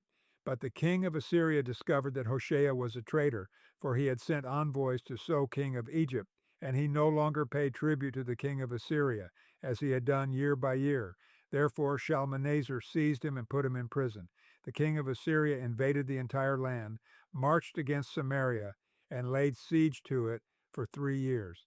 In the 9th year of Hoshea, the king of Assyria captured Samaria and deported the Israelites to Assyria. He settled them in Hala, in Gozan on the Habor River, and in the towns of the Medes. All this took place because the Israelites had sinned against the Lord their God, who had brought them up out of Egypt from under the power of Pharaoh, king of Egypt. They worshipped other gods and followed the practices of the nations the Lord had driven out before them, as well as the practices that the kings of Israel had introduced. The Israelites secretly did things against the Lord their God that were not right. From watchtower to fortified city, they built themselves high places in all their towns. They set up sacred stones and Asherah poles on every high hill and under every spreading tree. At every high place they burned incense, as the nations whom the Lord had driven out before them had done. They did wicked things that aroused the Lord's anger. They worshipped idols, though the Lord had said, "You shall not do this." The Lord warned Israel and Judah through all his prophets and seers, "Turn from your evil ways, observe my commands and decrees, in accordance with the entire law that I commanded your ancestors to obey, and that I delivered to you through my servants the prophets." But they would not listen and were as stiff-necked as their ancestors, who did not trust in the Lord their God. They rejected his decrees and the covenant he had made with their ancestors and the statutes he had warned them to keep. They followed worthless idols and themselves became worthless. They imitated the nations around them, although the Lord had ordered them, "Do not do as they do." They forsook all the commands of the Lord their God and made for themselves 2 idols cast in the shape of calves and an Asherah pole. They bowed down to all the starry hosts and they worshiped Baal. They sacrificed their sons and daughters in the fire. They practiced divination and sought omens and sold themselves to do evil in the eyes of the Lord, arousing his anger. So the Lord was very angry with Israel and removed them from his presence. Only the tribe of Judah was left, and even Judah did not keep the commands of the Lord their God. They followed the practices Israel had introduced. Therefore the Lord rejected all the people of Israel. He afflicted them and gave them into the hands of plunderers until he thrust them from his presence. When he tore Israel away from the house of David, they made Jeroboam son of Nebat their king. Jeroboam enticed Israel away from following the Lord and caused them to commit a great sin. The Israelites persisted in all the sins of Jeroboam and did not turn away from them until the Lord removed them from his presence, as he had warned through all his servants the prophets. So the people of Israel were taken from their homeland into exile in Assyria, and they are still there. The king of Assyria brought people from Babylon, Cutha, Ava, Hamath, and Sepharvaim, and settled them in the towns of Samaria to replace the Israelites. They took over Samaria and lived in its towns. When they first lived there, they did not worship the Lord, so he sent lions among them, and they killed some of the people. It was reported to the king of Assyria, "The people you deported and resettled in the towns of Samaria do not know what the God of that country requires. He has sent lions among them which are killing them off, because the people do not know what he requires. Then the king of Assyria gave this order: Have one of the priests you took captive from Samaria go back to live there and teach the people what the God of the land requires. So one of the priests who had been exiled from Samaria came to live in Bethel and taught them how to worship the Lord. Nevertheless, each national group made its own gods in the several towns where they settled and set them up in the shrines the people of Samaria had made at the high places. The people from Babylon made Succoth-Benoth, those from Cutha made Nergal, and those from Hamath made Ashima. The Avites made Nebaz and Tartak, and the Sepharvites burned their children in the fire as sacrifices to Adramelech and Anamelech, the gods of Sepharvaim. They worshiped the Lord, but they also appointed all sorts of their own people to officiate for them as priests in the shrines at the high places. They worshiped the Lord, but they also served their own gods in accordance with the customs of the nations from which they had been brought. To this day, they persist in their former practices. They neither worship the Lord nor adhere to the decrees and regulations, the laws and commands that the Lord gave the descendants of Jacob, whom he named Israel. When the Lord made a covenant with the Israelites, he commanded them, Do not worship any other gods or bow down to them, serve them or sacrifice to them. But the Lord who brought you up out of Egypt with mighty power and outstretched arm is the one you must worship. To him you shall bow down, and to him offer sacrifices. You must always be careful to keep the decrees and regulations, the laws and commands he wrote for you. Do not worship other gods. Do not forget the covenant I have made with you, and do not worship other gods. Rather, worship the Lord your God. It is he who will deliver you from the hand of all your enemies. They would not listen, however, but persisted in their former practices. Even while these people were worshiping the Lord, they were serving their idols. To this day, their children and grandchildren continue to do as their ancestors did. Chapter 18. In the third year of Hoshea son of Elah king of Israel, Hezekiah son of Ahaz king of Judah began to reign. He was 25 years old when he became king, and he reigned in Jerusalem 29 years.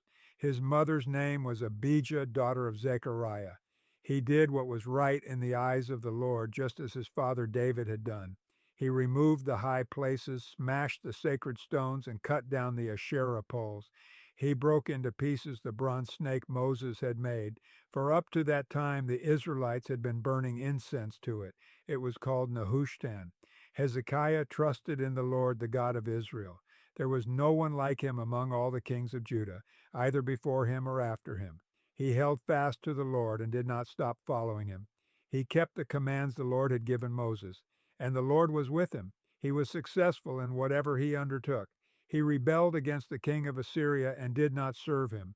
From watchtower to fortified city, he defeated the Philistines as far as Gaza and its territory. In King Hezekiah's fourth year, which was the seventh year of Hoshea son of Elah king of Israel, Shalmaneser king of Assyria marched against Samaria and laid siege to it. At the end of 3 years, the Assyrians took it. So Samaria was captured in Hezekiah's sixth year, which was the ninth year of Hoshea king of Israel. The king of Assyria deported Israel to Assyria and settled them in Halah, in Gozan, on the Habor River, and in towns of the Medes. This happened because they had not obeyed the Lord their God, but had violated his covenant, all that Moses, the servant of the Lord, commanded. They neither listened to the commands nor carried them out. In the 14th year of King Hezekiah's reign, Sennacherib king of Assyria attacked all the fortified cities of Judah and captured them. So Hezekiah king of Judah sent this message to the king of Assyria at Lachish: I have done wrong. Withdraw from me, and I will pay whatever you demand of me. The king of Assyria exacted from Hezekiah king of Judah 300 talents of silver and 30 talents of gold. So Hezekiah gave him all the silver that was found in the temple of the Lord and in the treasuries of the royal palace. At this time, Hezekiah king of Judah stripped off the gold, with which he had covered the doors and doorposts of the temple of the Lord, and gave it to the king of Assyria. The king of Assyria sent his supreme commander, his chief officer, and his field commander with a large army from Lachish to King Hezekiah at Jerusalem. They came up to Jerusalem and stopped at the aqueduct of the upper pool, on the road to the washerman's field. They called for the king, and Eliakim son of Hilkiah, the palace administrator, Shebna the secretary, and Joah son of Asaph, the recorder, went out to them. The field commander said to them, "Tell Hezekiah, this is what the great king, the king of Assyria, says. On what are you basing this confidence of yours? You say you have the counsel and the might for war, but you speak only empty words. On whom are you depending that you rebel against me? Look, I know you are depending on Egypt, that splintered reed of a staff, which pierces the hand of anyone who leans on it. Such is Pharaoh king of Egypt to all who depend on him. But if you say to me, we are depending on the Lord our God, isn't he the one whose high places and altars Hezekiah removed, saying to Judah and Jerusalem, you must worship before this altar in Jerusalem? Come now, make a bargain with my master, the king of Assyria. I will give you 2,000 horses, if you can put riders on them. How can you repulse one officer of the least of my master's officials, even though you are depending on Egypt for chariots and horsemen? Furthermore, have I come to attack and destroy this place without word from the Lord? The Lord himself told me to march against this country and destroy it. Then Eliakim son of Hilkiah and Shebna and Joah said to the field commander, please speak to your servants in Aramaic, since we understand it. Don't speak to us in Hebrew, in the hearing of the people on the wall. But the commander replied, was it only to your master and you that my master sent me to say these things, and not to the people sitting on the wall, who, like you, will have to eat their own excrement and drink their own urine? Then the commander stood and called out in Hebrew, hear the word of the great king, the king of Assyria. This is what the king says. Do not let Hezekiah deceive you. He cannot deliver you from my hand.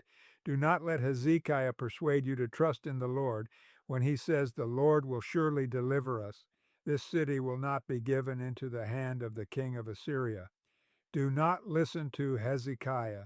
This is what the king of Assyria says. Make peace with me and come out to me.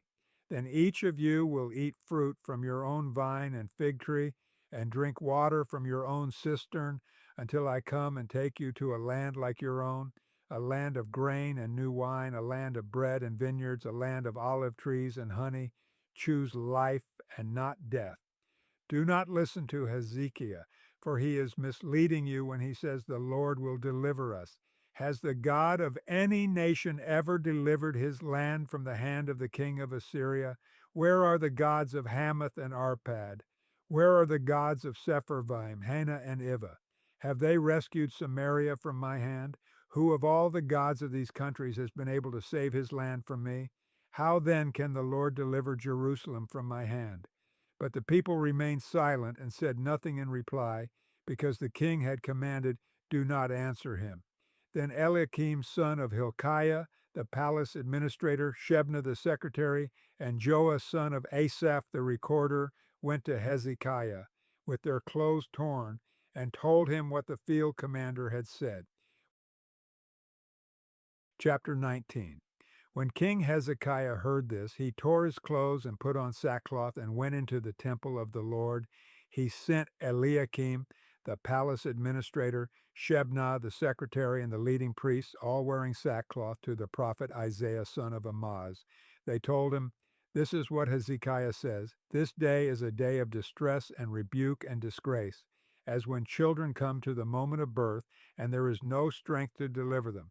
It may be that the Lord your God will hear all the words of the field commander, whom his master, the king of Assyria, has sent to ridicule the living God, and that he will rebuke him for the words the Lord your God has heard. Therefore pray for the remnant that still survives.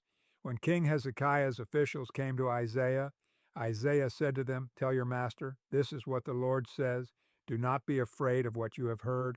Those words with which the underlings of the king of Assyria have blasphemed me. Listen, when he hears a certain report, I will make him want to return to his own country, and there I will have him cut down with the sword. When the field commander heard that the king of Assyria had left Lachish, he withdrew and found the king fighting against Libnah. Now Sennacherib received a report that Tirhakah, the king of Cush, was marching out to fight against him. So he again sent messengers to Hezekiah with this word: Say to Hezekiah, king of Judah, do not let the God you depend on deceive you when he says Jerusalem will not be given into the hands of the king of Assyria. Surely you have heard what the kings of Assyria have done to all the countries, destroying them completely. And will you be delivered? Did the gods of the nations that were destroyed by my predecessors deliver them? The gods of Gozan, Haran, Rezeph, and the people of Eden who were in Tel Assar? Where is the king of Hamath or the king of Arpad? Where are the kings of Lair, Sepharvaim, Hannah, and Eva? Hezekiah received the letter from the messengers and read it. Then he went up to the temple of the Lord and spread it out before the Lord. And Hezekiah prayed to the Lord, Lord, the God of Israel, enthroned between the cherubim, you alone are God over all the kingdoms of the earth. You have made heaven and earth. Give ear, Lord, and hear. Open your eyes, Lord, and see. Listen to the words Sennacherib has sent to ridicule the living God. It is true, Lord, that the Assyrian kings have laid waste these nations and their lands. They have thrown their gods into the fire and destroyed them, for they were not gods, but only wood and stone, fashioned by human hands. Now, Lord our God, deliver us from his hand, so that all the kingdoms of the earth may know that you alone, Lord, are God. Then Isaiah son of Amoz sent a message to Hezekiah. This is what the Lord, the God of Israel, says: I have heard your prayer concerning Sennacherib, king of Assyria. This is the word that the Lord has spoken against him. Virgin daughter Zion despises you and mocks you. Daughter Jerusalem tosses her head as you flee. Who is it you have ridiculed and blasphemed? Against whom have you raised your voice and lifted your eyes in pride? Against the Holy One of Israel. By your messengers you have ridiculed the Lord. And you have said, with my many chariots I have ascended the heights of the mountains, the utmost heights of Lebanon. I have cut down its tallest cedars, the choicest of its junipers. I have reached its remotest parts, the finest of its forests. I have dug wells in foreign lands and drunk the water there. With the soles of my feet I have dried up all the streams of Egypt. Have you not heard? Long ago I ordained it. In days of old I planned it. Now I have brought it to pass, that you have turned fortified cities into piles of stone. Their people, drained of power, are dismayed and put to shame. They are like plants in the field, like tender green shoots, like grass sprouting on the roof, scorched before it grows up. But I know where you are and when you come and go, and how you rage against me. Because you rage against me, and because your insolence has reached my ears, I will put my hook in your nose and my bit in your mouth, and I will make you return by the way you came. This will be the sign for you, Hezekiah. This year you will eat what grows by itself, and the second year what springs from that. But in the third year sow and reap, plant vineyards and eat their fruit. Once more, a remnant of the kingdom of Judah will take root below and bear fruit above. For out of Jerusalem will come a remnant, and out of Mount Zion a band of survivors. The zeal of the Lord Almighty will accomplish this. Therefore, this is what the Lord says concerning the king of Assyria: He will not enter this city or shoot an arrow here. He will not come before it with shield or build a siege ramp against it. By the way that he came, he will return. He will not enter this city, declares the Lord. I will defend this city and save it, for my sake and for the sake of David my servant. That night the angel of the Lord went out and put to death 185,000 in the Assyrian camp. When the people got up the next morning, there were all the dead bodies. So Sennacherib, king of Assyria, broke camp and withdrew.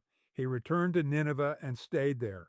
One day, while he was worshiping in the temple of his god Nisroch, his sons Adramelech and Sharezer killed him with the sword, and they escaped to the land of Ararat. And Esarhaddon, his son, succeeded him as king.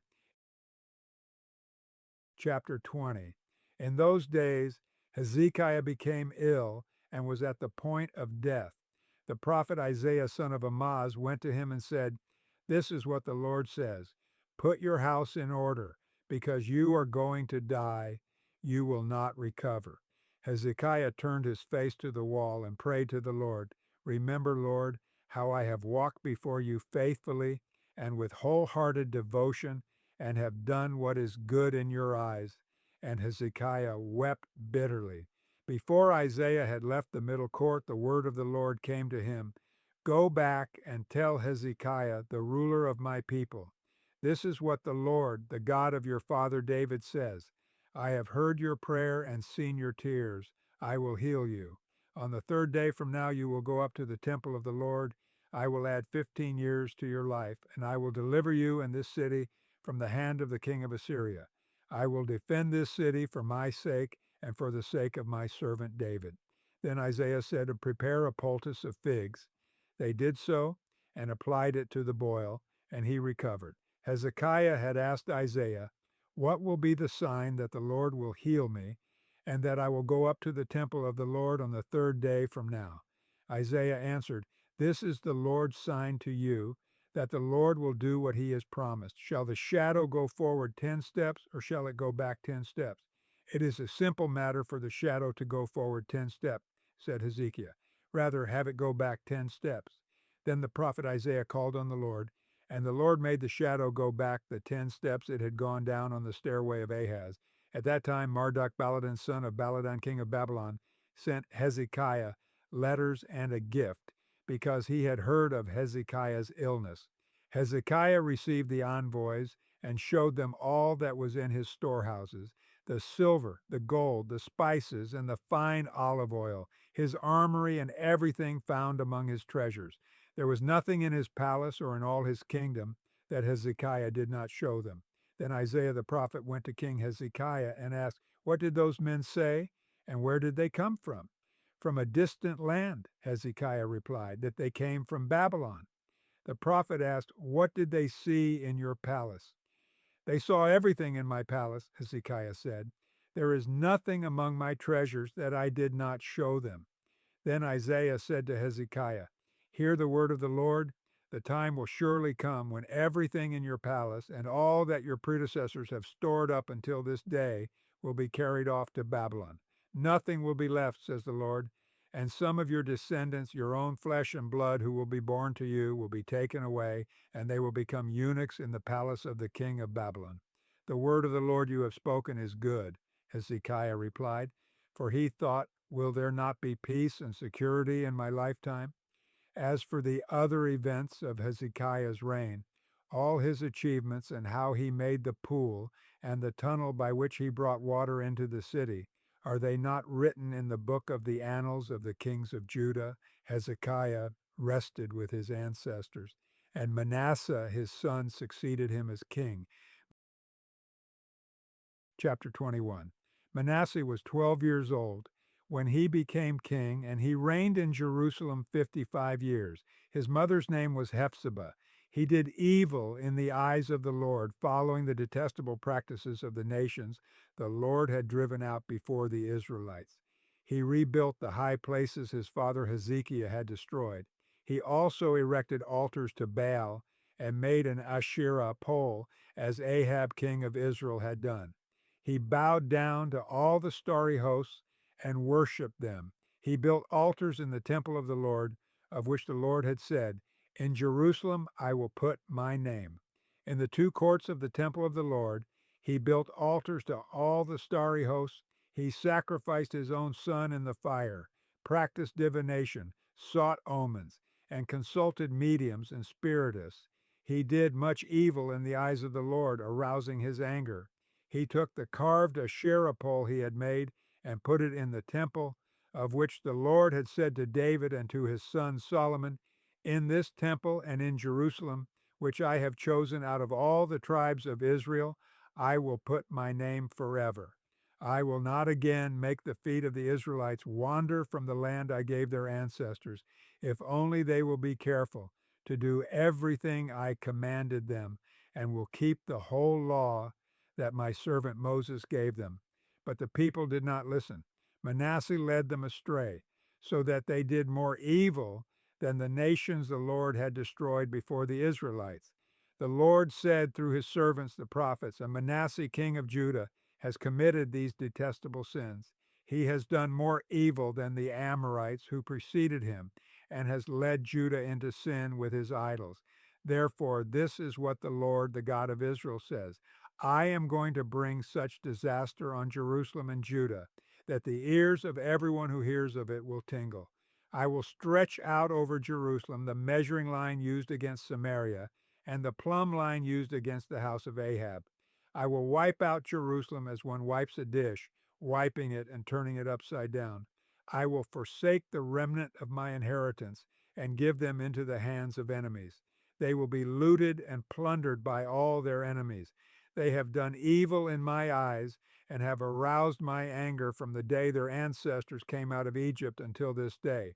Moreover, Manasseh also shed so much innocent blood that he filled Jerusalem from end to end, besides the sin that he had caused Judah to commit, so that they did evil in the eyes of the Lord.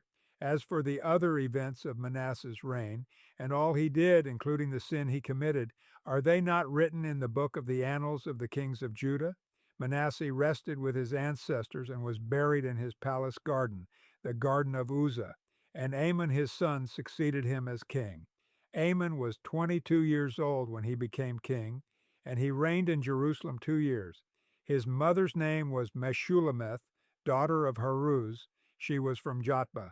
He did evil in the eyes of the Lord, as his father Manasseh had done. He followed completely the ways of his father, worshiping the idols his father had worshipped and bowing down to them. He forsook the Lord, the God of his ancestors, and did not walk in obedience to him. Amon's officials conspired against him and assassinated the king in his palace. Then the people of the land killed all who had plotted against King Amon, and they made Josiah his son king in his place.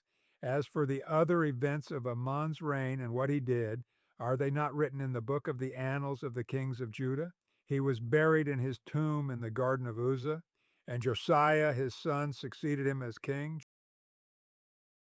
Chapter 22. Josiah was 8 years old when he became king, and he reigned in Jerusalem 31 years. His mother's name was Jedidah, daughter of Adiah. She was from Bozkath. He did what was right in the eyes of the Lord and followed completely the ways of his father David, not turning aside to the right or to the left. In the 18th year of his reign, King Josiah sent the secretary, Shaphan son of Azaliah, the son of Meshullam, to the temple of the Lord. He said, Go up to Hilkiah the high priest, and have him get ready the money that has been brought into the temple of the Lord, which the doorkeepers have collected from the people. Have them entrust it to the men appointed to supervise the work on the temple, and have these men pay the workers who repair the temple of the Lord, the carpenters, the builders, and the masons. Also have them purchase timber and dressed stone to repair the temple. But they need not account for the money entrusted to them, because they are honest in their dealings. Hilkiah the high priest said to Shallum the secretary, I have found the book of the law in the temple of the Lord. He gave it to Shaphan, who read it. Then Shaphan the secretary went to the king and reported to him, Your officials have paid out the money that was in the temple of the Lord and have entrusted it to the workers and supervisors at the temple. Then Shaphan the secretary informed the king, Hilkiah the priest has given me a book. And Shaphan read from it in the presence of the king. When the king heard the words of the book of the law, he tore his robes. He gave these orders to Hilkiah the priest, Ahikam son of Shaphan, Achbor son of Micaiah, Shaphan the secretary, and Asaiah the king's attendant. Go and inquire of the Lord for me and for the people and for all Judah about what is written in this book that has been found. Great is the Lord's anger that burns against us, because those who have gone before us have not obeyed the words of this book. They have not acted in accordance with all that is written there concerning us. Hilkiah the priest, Ahikam, Achbor, Shaphan, and Asaiah went to speak to the prophet Huldah, who was the wife of Shallum son of Tikvah, the son of Harhas, keeper of the wardrobe. She lived in Jerusalem in the new quarter. She said to them, This is what the Lord, the God of Israel, says.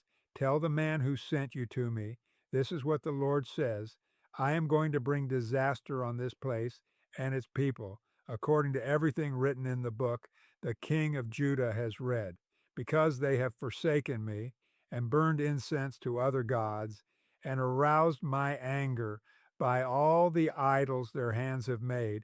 My anger will burn against this place and will not be quenched. Tell the king of Judah, who sent you to inquire of the Lord, this is what the Lord, the God of Israel, says concerning the words you heard. Because your heart was responsive, and you humbled yourself before the Lord when you heard what I have spoken against this place and its people, that they would become a curse and be laid waste, and because you tore your robes and wept in my presence, I also have heard you, declares the Lord. Therefore I will gather you to your ancestors, and you will be buried in peace. Your eyes will not see all the disaster I'm going to bring on this place. So they took her answer back to the king. Chapter 23. Then the king called together all the elders of Judah and Jerusalem. He went up to the temple of the Lord with the people of Judah, the inhabitants of Jerusalem, the priests and the prophets, all the people from the least to the greatest. He read in their hearing all the words of the book of the covenant, which had been found in the temple of the Lord.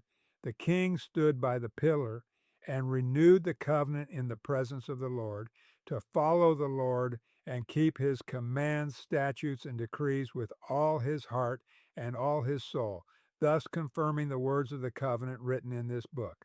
Then all the people pledged themselves to the covenant. The king ordered Hilkiah the high priest, the priest next in rank, and the doorkeepers to remove from the temple of the Lord all the articles made for Baal and Asherah and all the starry hosts. He burned them outside Jerusalem in the fields of the Kidron Valley and took the ashes to Bethel. He did away with the idolatrous priests appointed by the kings of Judah to burn incense on the high places of the towns of Judah and on those around Jerusalem, those who burned incense to Baal, to the sun and moon, to the constellations, and to all the starry hosts. He took the Asherah pole from the temple of the Lord to the Kidron Valley outside Jerusalem and burned it there. He ground it to powder and scattered the dust over the graves of the common people. He also tore down the quarters of the male shrine prostitutes that were in the temple of the Lord, the quarters where women did weaving for Asherah. Josiah brought all the priests from the towns of Judah and desecrated the high places, from Geba to Beersheba, where the priests had burned incense. He broke down the gateway at the entrance of the gate of Joshua, the city governor, which was on the left of the city gate. Although the priests of the high places did not serve at the altar of the Lord in Jerusalem, they ate unleavened bread with their fellow priests. He desecrated Topheth, which was in the valley of Ben Hinnom, so no one could use it to sacrifice their son or daughter in the fire to Molech. He removed from the entrance to the temple of the Lord the horses that the kings of Judah had dedicated to the sun. They were in the court near the room of an official named Nathan Melech. Josiah then burned the chariots dedicated to the sun. He pulled down the altars the kings of Judah had erected on the roof near the upper room of Ahaz, and the altars Manasseh had built in the two courts of the temple of the Lord. He removed them from there, smashed them to pieces, and threw the rubble into the Kidron Valley. The king also desecrated the high places that were east of Jerusalem on the south of the hill of corruption, the ones Solomon king of Israel had built for Ashtoreth, the vile goddess of the Sidonians, for Chemosh, the vile god of Moab, and for Molech, the detestable god of the people of Ammon. Josiah smashed the sacred stones and cut down the Asherah poles and covered the sites with human bones, even the altar at Bethel, the high place made by Jeroboam son of Nebat, who had caused Israel to sin. Even that altar and high place he demolished. He burned the high place and ground it to powder, and burned the Asherah pole also. Then Josiah looked around, and when he saw the tombs that were there on the hillside, he had the bones removed from them and burned on the altar to defile it, in accordance with the word of the Lord proclaimed by the man of God who foretold these things. The king asked, "What is that tombstone I see?" The people of the city said, "It marks the tomb of the man of God who came from Judah, and pronounced against the altar of Bethel the very things you have done to it. Leave it alone." he said. "Don't let anyone disturb his bones." So they spared his bones and those of the prophet who had come from Samaria. Just as he had done at Bethel, Josiah removed all the shrines at the high places that the kings of Israel had built in the towns of Samaria, and that had aroused the Lord's anger. Josiah slaughtered all the priests of those high places on the altars and burned human bones on them. Then he went back to Jerusalem. The king gave this order to all the people: "Celebrate the Passover to the Lord your God, as it is written in this book of the covenant." Neither in the days of the judges who led Israel, nor in the days of the kings of Israel and the kings of Judah had any such Passover been observed. But in the 18th year of King Josiah, this Passover was celebrated to the Lord in Jerusalem. Furthermore, Josiah got rid of the mediums and spiritists, the household gods, the idols, and all the other detestable things seen in Judah and Jerusalem. This he did to fulfill the requirements of the law written in the book that Hilkiah the priest had discovered in the temple of the Lord. Neither before nor after Josiah was there a king like him who turned to the Lord as he did, with all his heart and with all his soul and with all his strength, in accordance with all the law of Moses. Nevertheless, the Lord did not turn away from the heat of his fierce anger, which burned against Judah because of all that Manasseh had done to arouse his anger. So the Lord said, "I will remove Judah also from my presence as I removed Israel, and I will reject Jerusalem, the city I chose, and this temple, about which I said, my name shall be there." As for the other events of Josiah's reign and all he did, are they not written in the book of the annals of the kings of Judah? While Josiah was king, Pharaoh Necho, king of Egypt, went up to the Euphrates River to help the king of Assyria. King Josiah marched out to meet him in battle, but Necho faced him and killed him at Megiddo.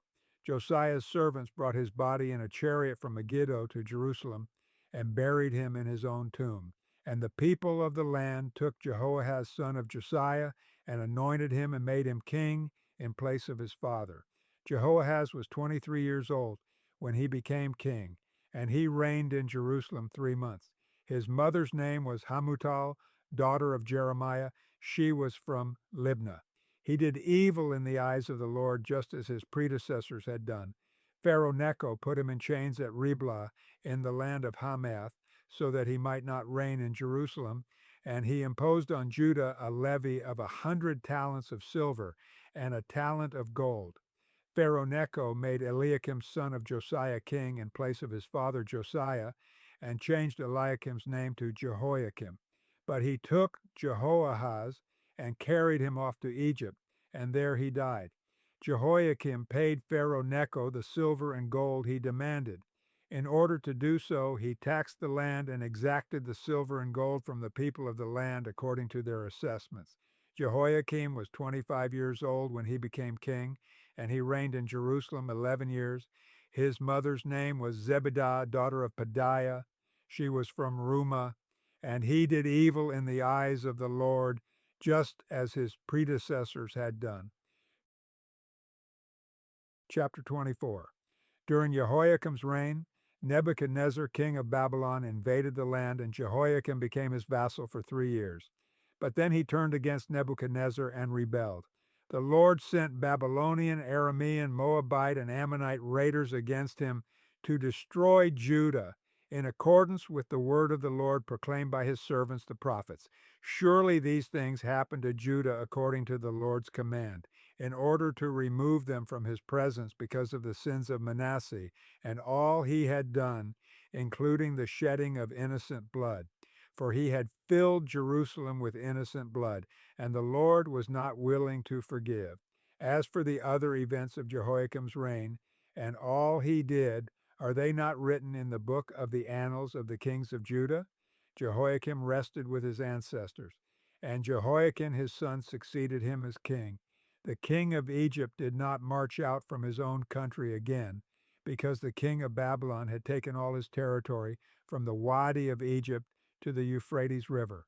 Jehoiakim was 18 years old when he became king, and he reigned in Jerusalem 3 months. His mother's name was Nehushta, daughter of Elnathan. She was from Jerusalem. He did evil in the eyes of the Lord, just as his father had done, At that time, the officers of Nebuchadnezzar, king of Babylon, advanced on Jerusalem and laid siege to it. And Nebuchadnezzar himself came up to the city while his officers were besieging it. Jehoiakim, king of Judah, his mother, his attendants, his nobles, and his officials all surrendered to him. In the 8th year of the reign of the king of Babylon, he took Jehoiakim prisoner. As the Lord had declared, Nebuchadnezzar removed the treasures from the temple of the Lord and from the royal palace, and cut up the gold articles that Solomon king of Israel had made for the temple of the Lord. He carried all Jerusalem into exile, all the officers and fighting men, and all the skilled workers and artisans, a total of 10,000. Only the poorest people of the land were left. Nebuchadnezzar took Jehoiakim captive to Babylon. He also took from Jerusalem to Babylon the king's mother, his wives, his officials, and the prominent people of the land. The king of Babylon also deported to Babylon the entire force of 7,000 fighting men, strong and fit for war, and 1,000 skilled workers and artisans.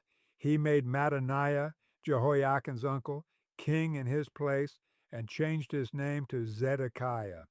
Zedekiah was 21 years old when he became king, and he reigned in Jerusalem 11 years. His mother's name was Hamutal, daughter of Jeremiah.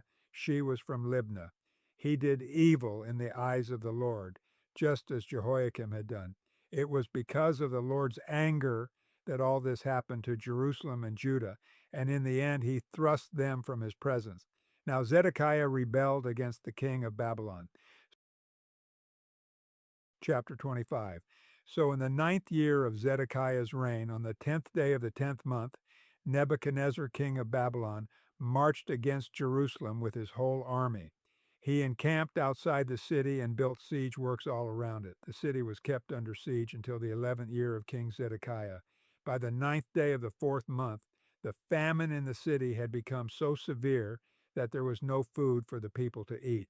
Then the city wall was broken through, and the whole army fled at night through the gate between the two walls near the king's garden, though the Babylonians were surrounding the city. They fled toward the Arabah, but the Babylonian army pursued the king and overtook him in the plains of Jericho. All his soldiers were separated from him and scattered, and he was captured. He was taken to the king of Babylon at Riblah, where sentence was pronounced on him. They killed the sons of Zedekiah before his eyes. Then they put out his eyes, bound him with bronze shackles, and took him to Babylon. On the 7th day of the 5th month, in the 19th year of Nebuchadnezzar, king of Babylon, Nebuzaradan, commander of the imperial guard, an official of the king of Babylon, came to Jerusalem. He set fire to the temple of the Lord, the royal palace, and all the houses of Jerusalem. Every important building he burned down. The whole Babylonian army, under the commander of the imperial guard, broke down the walls around Jerusalem. Nebuzaradan, the commander of the guard, carried into exile the people who remained in the city, along with the rest of the populace and those who had deserted to the king of Babylon. But the commander left behind some of the poorest people of the land to work the vineyards and fields. The Babylonians broke up the bronze pillars, the movable stands, and the bronze sea that were at the temple of the Lord, and they carried the bronze to Babylon. They also took away the pots, shovels, wick trimmers, dishes, and all the bronze articles used in the temple service. The commander of the imperial guard took away the censers and sprinkling bowls, all that were made of pure gold or silver. The bronze from the two pillars, the sea, and the movable stands, which Solomon had made for the temple of the Lord, was more than could be weighed. Each pillar was 18 cubits high. The bronze capital on top of one pillar was 3 cubits high and was decorated with a network and pomegranates of bronze all around. The other pillar with its network was similar. The commander of the guard took as prisoners Sariah the chief priest, Zephaniah the priest next in rank, and the 3 doorkeepers. Of those still in the city, he took the officer in charge of the fighting men and 5 royal advisers. He also took the secretary who was chief officer in charge of conscripting the people of the land and 60 of the conscripts who were found in the city. Nebuzaradan the commander took them all and brought them to the king of Babylon at Riblah. There at Riblah in the land of Hamath the king had them executed. So Judah went into captivity away from her land. Nebuchadnezzar king of Babylon appointed Gedaliah son of Ahikam the son of Shaphan, to be over the people he had left behind in Judah. When all the army officers and their men heard that the king of Babylon had appointed Gedaliah as governor, they came to Gedaliah at Mizpah, Ishmael son of Nethaniah, Johanan son of Kareah, Sariah son of Tanhumeth, the Netophathite, Jazaniah the son of the Maacathite, and their men. Gedaliah took an oath to reassure them and their men. "Do not be afraid of the Babylonian officials," he said. "Settle down in the land and serve the king of Babylon, and it will go well with you." In the 7th month, however, Ishmael son of Nethaniah, the son of Elishama, who was of royal blood, came with 10 men and assassinated Gedaliah, and also the men of Judah and the Babylonians who were with him at Mizpah. At this, all the people from the least to the greatest, together with the army officers, fled to Egypt for fear of the Babylonians. In the 37th year of the exile of Jehoiakim king of Judah, in the year Awel Marduk became king of Babylon, he released Jehoiakim king of Judah from prison. He did this on the 27th day of the 12th month. He spoke kindly to him and gave him a seat of honor higher than those of the other kings who were with him in Babylon. So Jehoiakim put aside his prison clothes and for the rest of his life ate regularly at the king's table. Day by day, the king gave Jehoiakim a regular allowance as long as he lived.